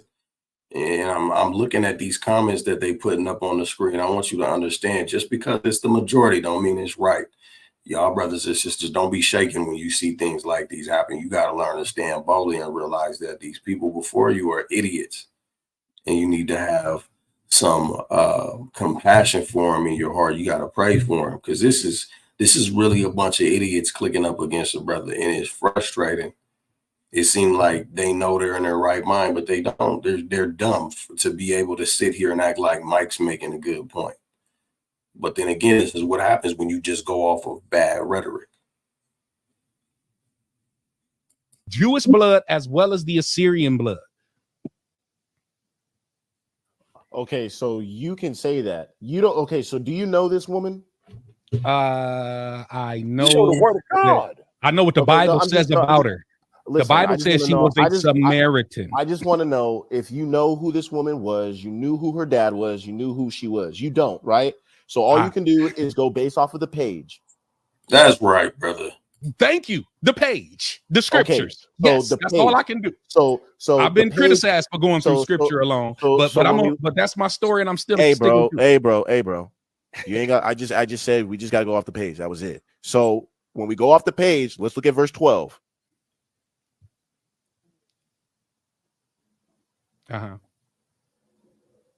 It says, "Are you greater than our father Jacob, who gave us this well, and drank from it himself, as well as his sons and his livestock?" Does the text say anything else? Yeah. Nah, man, it's the sick that need a physician. It's the sick that need a physician. So you gotta pray for these people. These are Israelites. Yeah, it does. Let me show you what it says. I'm gonna drop a link for so we can switch things up a little bit. If you want us to deal with a scripture and you're a Christian, come on here, please.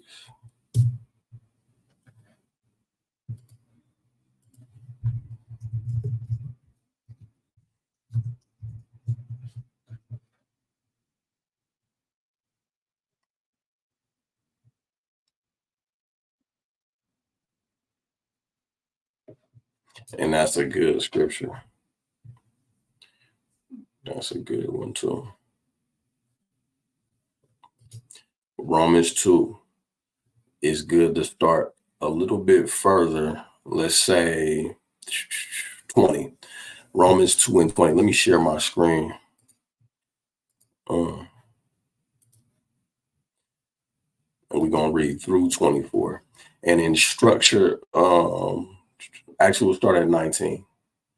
And art confident that thyself art a guide to the blind, a light of them which are in darkness, an instructor of the foolish, a teacher of babes, which has the form of knowledge and of the truth in the law. Thou therefore which teachest another, teachest thyself also. So we're touching on hypocrisy. Thou that preachest a man should not steal, dost thou steal? Thou that sayest a man should not commit adultery, dost thou commit adultery? Thou that abhorrest idols, dost thou commit sacrilege? Thou that makest thy boast of the law, through breaking the law, dishonoreth thou God? Meaning that you're not going to find honor before the Most High by just telling other people to keep the law. Are you keeping the law? Are you correcting your own steps? Are you keeping yourself on point?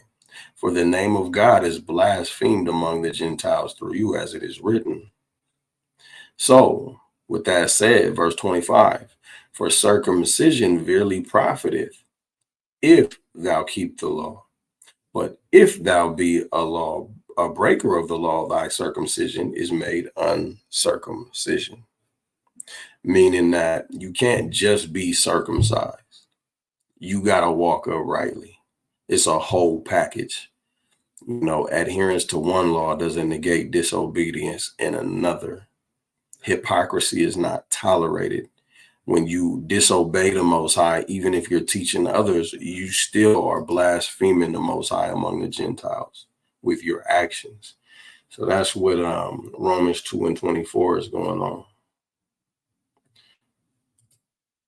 Shalom, this man is saying that this woman has Assyrian blood in her, and Assyrians mixing with the northern kingdom is for real reading into the text. She clearly acknowledged her father is Jacob. Absolutely. And that's the problem with this whole thing. But we have Israelites that flinch at this, and that's the part that's scary. And we're gonna see it soon. Like all they had to do was pinch down on it. Mike, why is she claiming Jacob as her forefather? That's what we want to know. That's what we want to know, Mikey.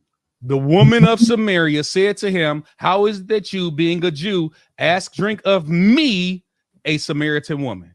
So the text tell you who she is. Now you want to try to make her something different. The text tells you she's a Samaritan woman. And I'm gonna prove that even. Wait, hold on. I'm gonna believe the text above. I'm gonna believe the text above these camps. These camps, they got authority above the text. But the text says her father is Jacob. So what about that part of the text? Hey, for sure.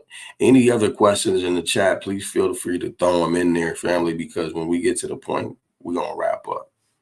Your brother hungry and delirious. So they could change the text. Then they talk about the Vatican and the Pope. I received nothing from you as I'm ready to shut it down. Hold on. Now, Watch this. Everybody telling me don't shut it down. Let me show him this one more verse. Watch this. Watch this. Watch this. Notice in Matthew chapter 10, real quick. I'm just about to disprove his point. Then we'll go back to John and let you finish your point if you want, if you think you can. These 12, Jesus sent out and commanded them, do not go into the way of the Gentiles. Do not enter a city of the Samaritans, which were not the but same. go rather to the lost sheep of the house of Israel. Why would Jesus say not to go to the city of the Samaritans when the Samaritans are the lost sheep of the house of Israel? Bro, that's checkmate. No, it's not, because then you would have. If it's a checkmate, then we would also have to account for the fact that hamashiach gave her the gospel. That's stupid. Why then does he then go to the Samaritans? He tells his disciples, don't go to the Samaritans, and then he turns around and goes to the Samaritans. No, he was telling his disciples. Yes, that's exactly what happened. No. And he didn't go to Samaria. Listen, this was not an evangel. Hold on, bro. I just want you to see, Brian. I barely say like 5 things, and then you guys. All right. I'm gonna let you finish that response, but then I'm gonna respond back on that. But go ahead. And it's a different opinion. I get it, but got to be fair a little bit. So I just showed you in the text that according to John 4:12, did she say that Jacob was her father? She did. But hold on. But just stop, man. No, hold on. I asked you a question. Just stop. Chill, ass. Chill. You gotta chill. Slow down, bro. You gotta chill. Just let me say a couple other words. Well, okay. He can't even cook. They telling him to chill. Like he's on here going on a rampage, man. This is real corny, bro. This is real effeminate on the part of the Christians. Real effeminate. Hold on, man. I just only asked you one little question, and I just wanted to move on to something else. All right. But so you want to move on to something else, but you can't control that. Hold on. I'm not controlling anything. I'm gonna let you do whatever you want to do. But I'm just gonna state for the record that the Bible says that she said that her father was Jacob, and there's nothing you can anything outside of that, anything outside of that is conjecture. It's speculation. Okay. If we want to go based off of thus saith the Lord as it is written, you have to believe what the Lord says, and that's it. All right. So let me respond. Before you go to the next subject, I want to respond to that. I wanted to go over here real quick. You can go there, but I need to respond to your last statement. That's the thing, Mike. They throw a lot of everything out, and then they don't want nobody to respond. I'm trying to have. If it was up to Berean, this conversation would be over. I'm the one trying to have a cordial conversation with you. He ready to throw you out now, and you violating. But let me just respond to that. Jesus did not go on an evangelistic effort through Samaria. He didn't. Now, the woman went and preached to the rest of the Samaritans. When Jesus is giving his instructions to his disciples to go out and carry the gospel, that was an evangelistic effort. Jesus simply asked this woman for something to drink. They didn't go into Samaria and go door to door, bringing people into the kingdom.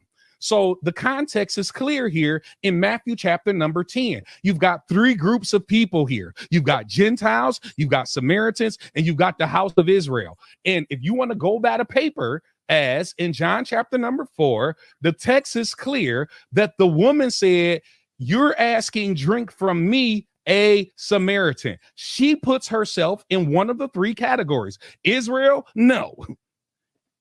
Gentile, no. Samaritan. So how then can she be a daughter of Jacob? Because Israelites actually intermingled with the Assyrians. It didn't mean that those Israelites still weren't descended from Jacob. So what?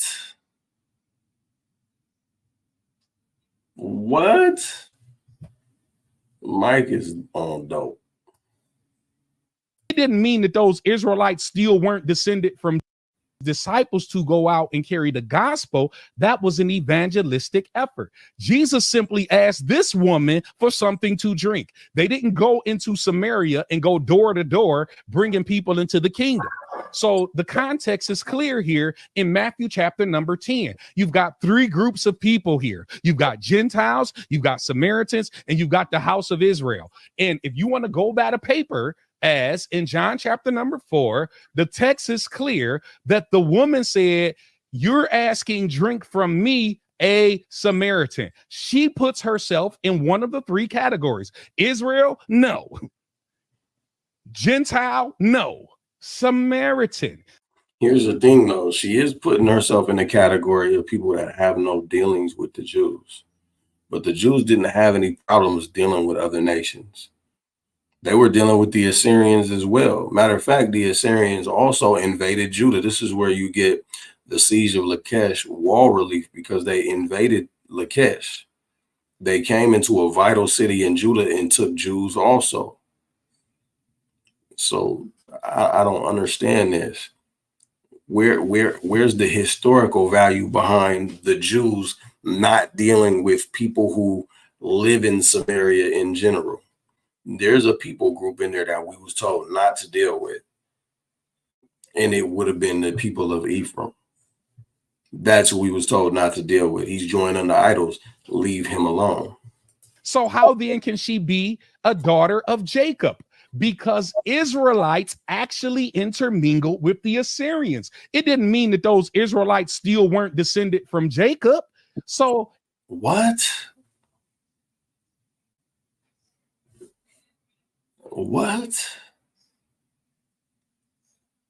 Nobody's saying that the Israelites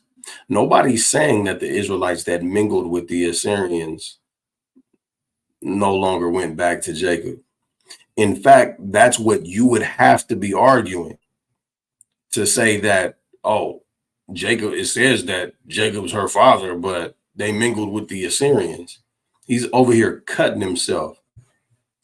You caught that. He's in there arguing with himself.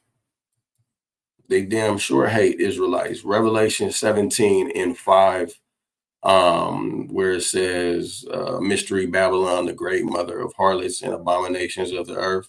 To be honest, I couldn't tell you, family, why they chose to put that in all caps. Her lineage would still go through Jacob, but it also now is officially a part of the Assyrians as well. It can't be. It just cannot be. She's clearly aware of what her descendancy is, and she's claiming Jacob. She cannot have two descendancies the same way Christ can. I'm not gonna lie, Michael Holloway, man, I hope somebody clip this for him. Michael Holloway, this is one of the most idiotic things I've ever heard you say. One of the most idiotic arguments I've ever heard you make. And Brother Berean, if somebody clip this for Brother Berean, I say this out of love. I watch the channel all the time.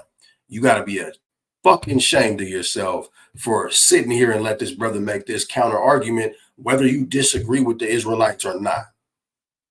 If it's clear and concise who Christ's lineage goes back to, the Jews, then it's clear and concise who her lineage goes back to based on her claims. You don't get to dismiss the fact that she's claiming Jacob in favor of this stupid ass argument. This is shameful and despicable, bro. I was at work, listening to this, and I missed this part. And this shit right here got me hot. These is grown ass men saying this stupid ass shit.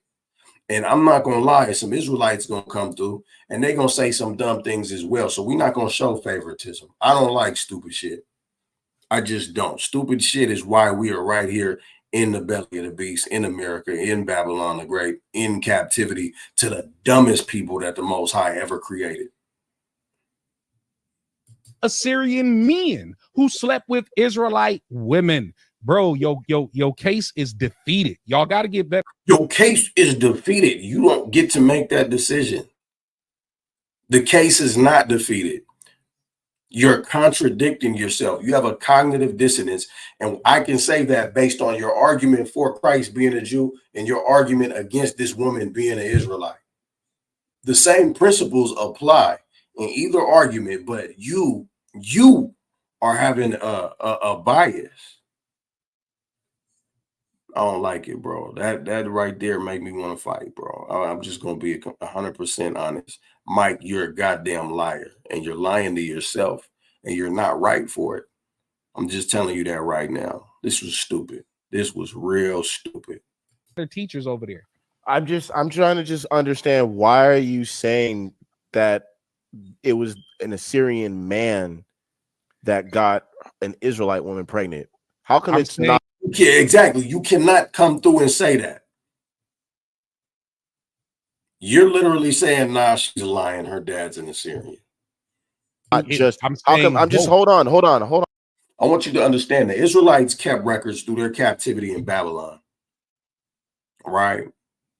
Why can this woman not have records from her family's time with the Assyrians? Come on, man. See what I'm saying? I barely say something, you just cut me off. So how come you're coming to that conclusion when the Bible doesn't say that?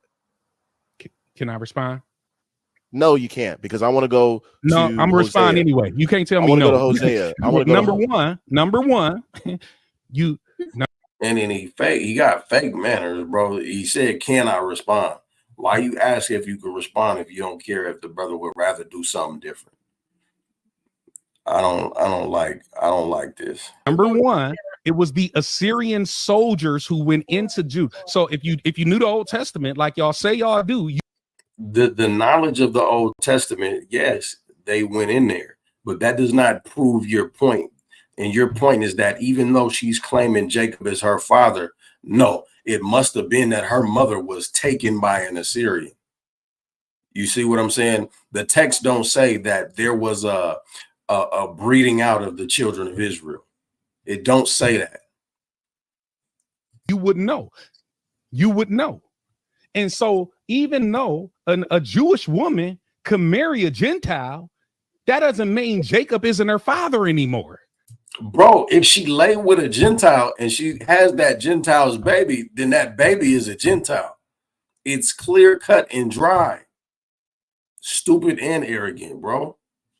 That's what I'm trying to help you with. Jacob wouldn't be the father then, would he? It's not confusing, especially not for her, who was a first-hand witness. Jews didn't consider them Israelites. Jesus didn't consider them Israelites, and none of them considers them Israelites.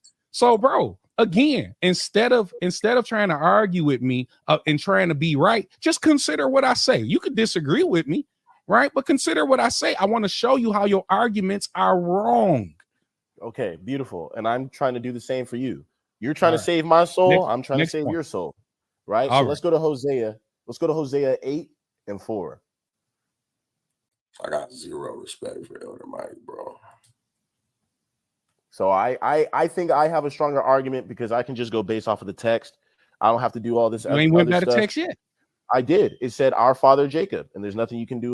He is disrespectful ass liar, bro. And this is applauded in this environment, going to show you how wicked Christianity is. About that. So Hosea 8:4, it says, they have set up kings, but not by me.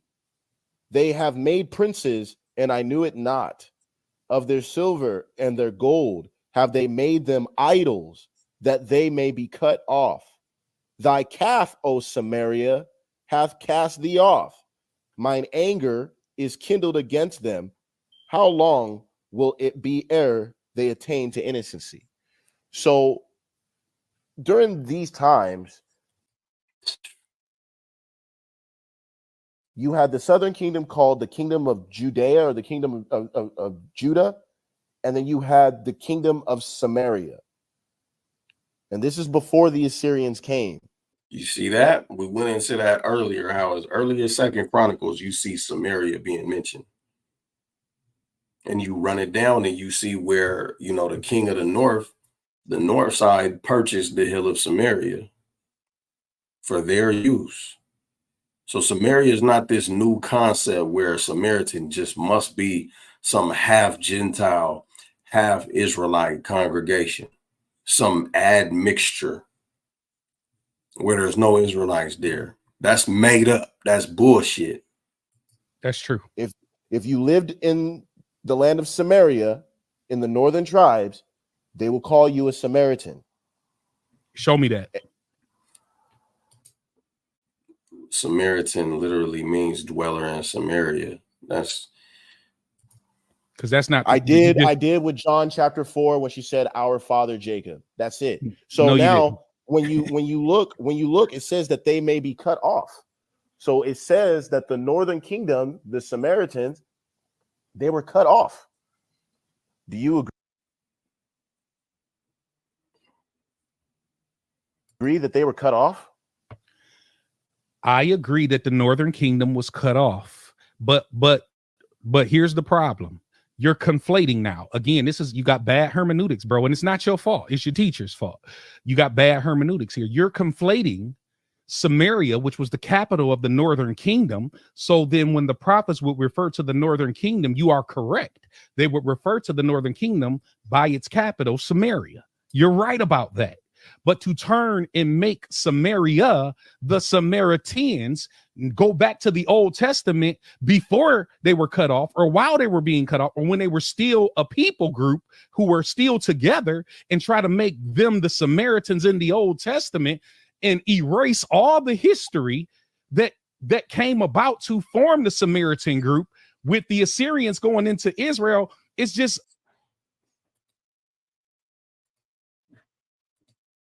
he said, show me that. Samaritan, an inhabitant of the city of Samaria, an inhabitant of the region of Samaria. He said, show me. It's that simple.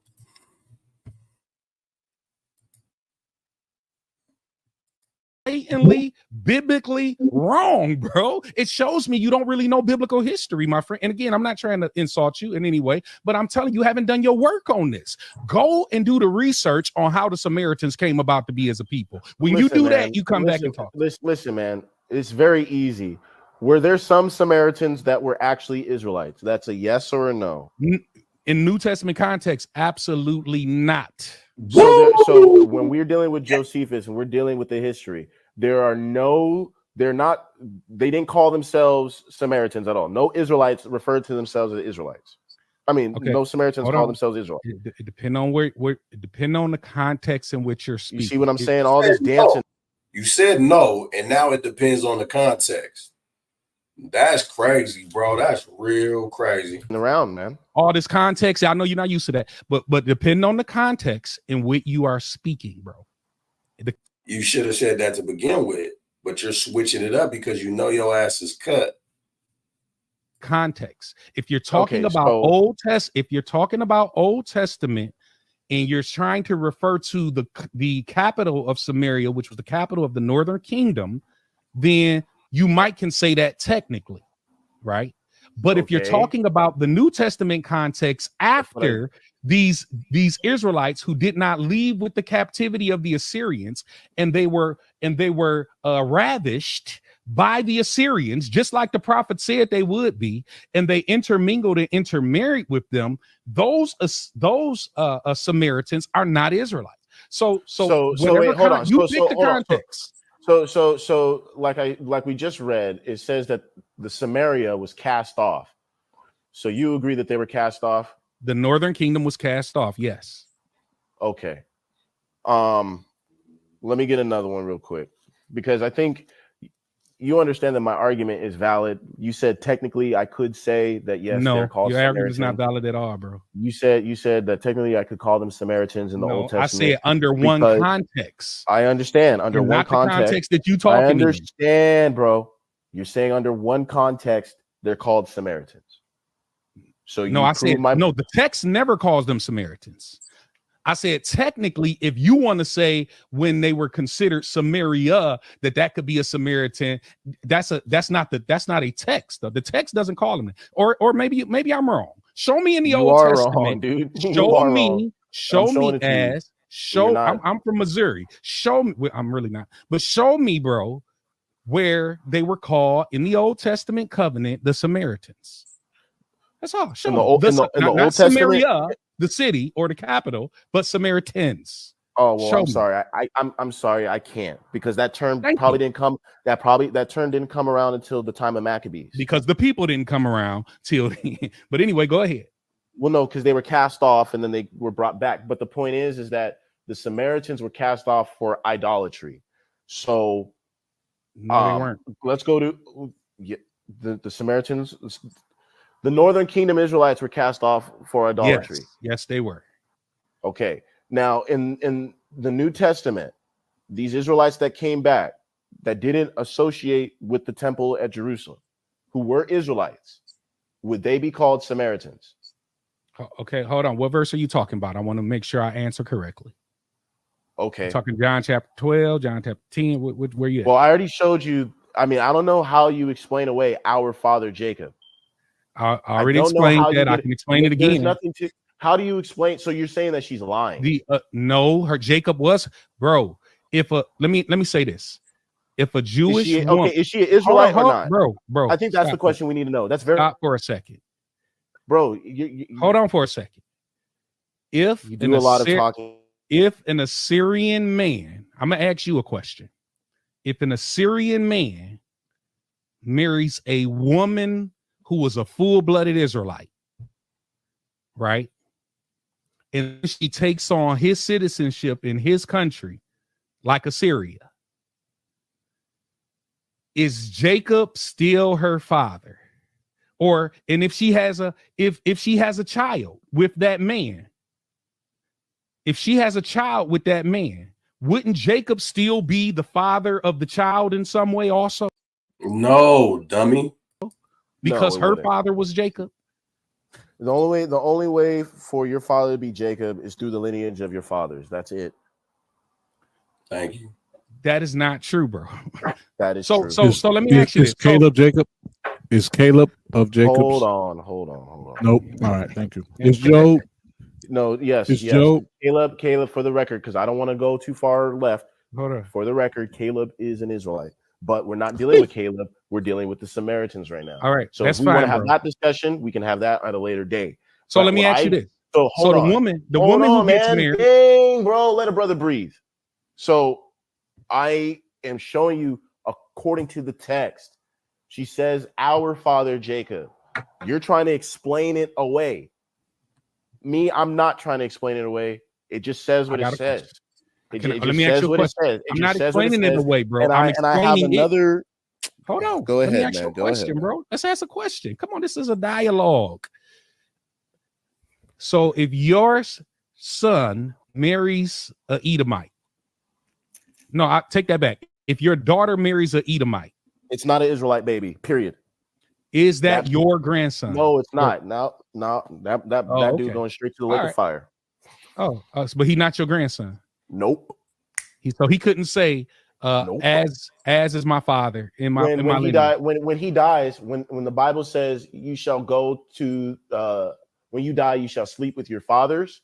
He's not going to sleep with me. He's going to sleep with his fathers. So he's not your descendant. Okay. All right. No, he's not. At least now I understand why. In order for you to be now a descendant, I know why you're wrong. I got it. In order for you to be a descendant, you have to be from my seed. Okay. Am I wrong? So is your daughter from your seed? She's from my seed. So then a child that she has isn't from your seed though. Why? Because another man had sex with my daughter and implanted his seed. So if your daughter marries an Israelite, is that still your seed? Or now your seed don't matter, it's just his seed? It's not my seed, it's his seed still, but it goes back to Israel. It goes back to Jacob. So it don't come back. So it jumps over you and goes all the way to Jacob. It's not your seed, but it still go back to Jacob's seed, even though you of Jacob's seed. Because of the man. Because of the man that had sex with my daughter. It makes no sense, bro. But anyway, go ahead. We disagree on that. Let's go. I know you disagree, but that's Bible, right? You want to go to the next point? That's Bible, right? It's not the Bible that I read. That's not Numbers 1:18. Nope. But anyway, let's go. That ain't Numbers 1:18. What? God damn. I can't make this shit up. I cannot make this shit up. We might put some ones in the chat if you down for revisiting this later. I'll even mix it in with some footage on me chopping some heads off on Sonetter's channel. Put some ones in the chat if y'all want to see that. Twos in the chat if you're done with this entirely, because it gets worse. Because we need to talk about some Hebrew Israelite arguments. It's two brothers about to come in and one's about to make a total and complete mess out of things. Of course, it won't be next weekend because on the incinerator we got a guest, but we can do it. We could do it the incinerator after that. So I believe it'll be, I think, the 13th, right? And speaking of the special guest, man, watch this. Family, Shalom, it's your brother Ashra Carl with the Fire of God. I want to ask you something real quick. How many of you have heard of this man right here? You, my black brothers and sisters, I know you are a chosen group of people. Well, all praises to the Most High. He's going to be live on the incinerator with me next week, September the 7th at 8 p.m. That's Saturday, September the 7th at 8 p.m. We going in live where he's going to be sitting in the hot seat with us Israelites. If you're like me, which a lot of you are, you're skeptical of Caucasians like this that say things like these. We wonder what the motivation is. We wonder what their scriptural integrity is. We wonder when they're just going to switch up on us like the rest of them. Well, he's going to be here live next week, September the 7th. Be there so you could get your questions for him in the chat as well as we interact and build. With that, man, I'm going to give all praises to the Most High God and say shalom to you while we get back to the regular scheduled programming. Hey there, family. This is your brother Dana, and I'm coming to you from the city of Atlanta, answering those questions you've always wanted to ask the white man. And guess what? Since I'm a white man, I can qualify to answer those questions.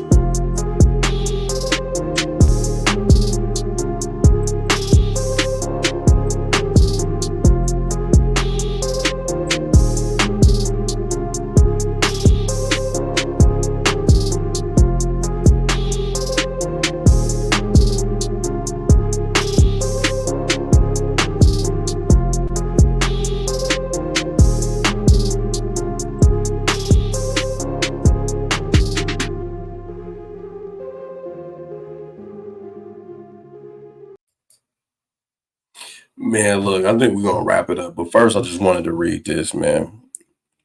It says, and Hezekiah sent to all Israel and Judah and wrote letters also to Ephraim and Manasseh that they should come to the house of the Lord at Jerusalem and keep the Passover unto the Lord God of Israel.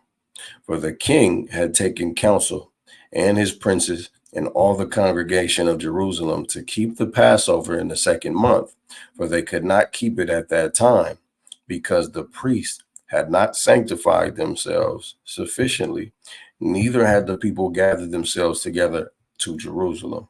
And the thing pleased the king and all the congregation. You know, when you take the backup Passover, when you miss the first one, it takes place in the 1st month.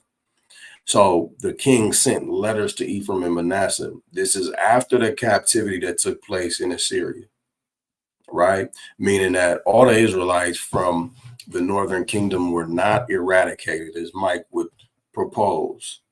So that's debunked.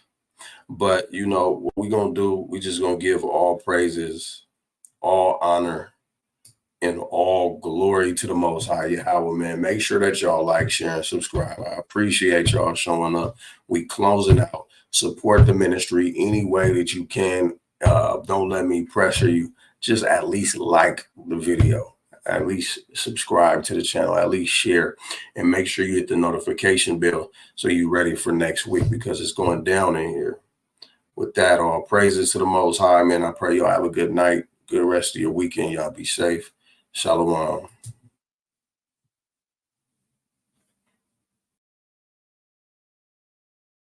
10, 9, 8, 7, 6, 5, 4, 3, 2, 1.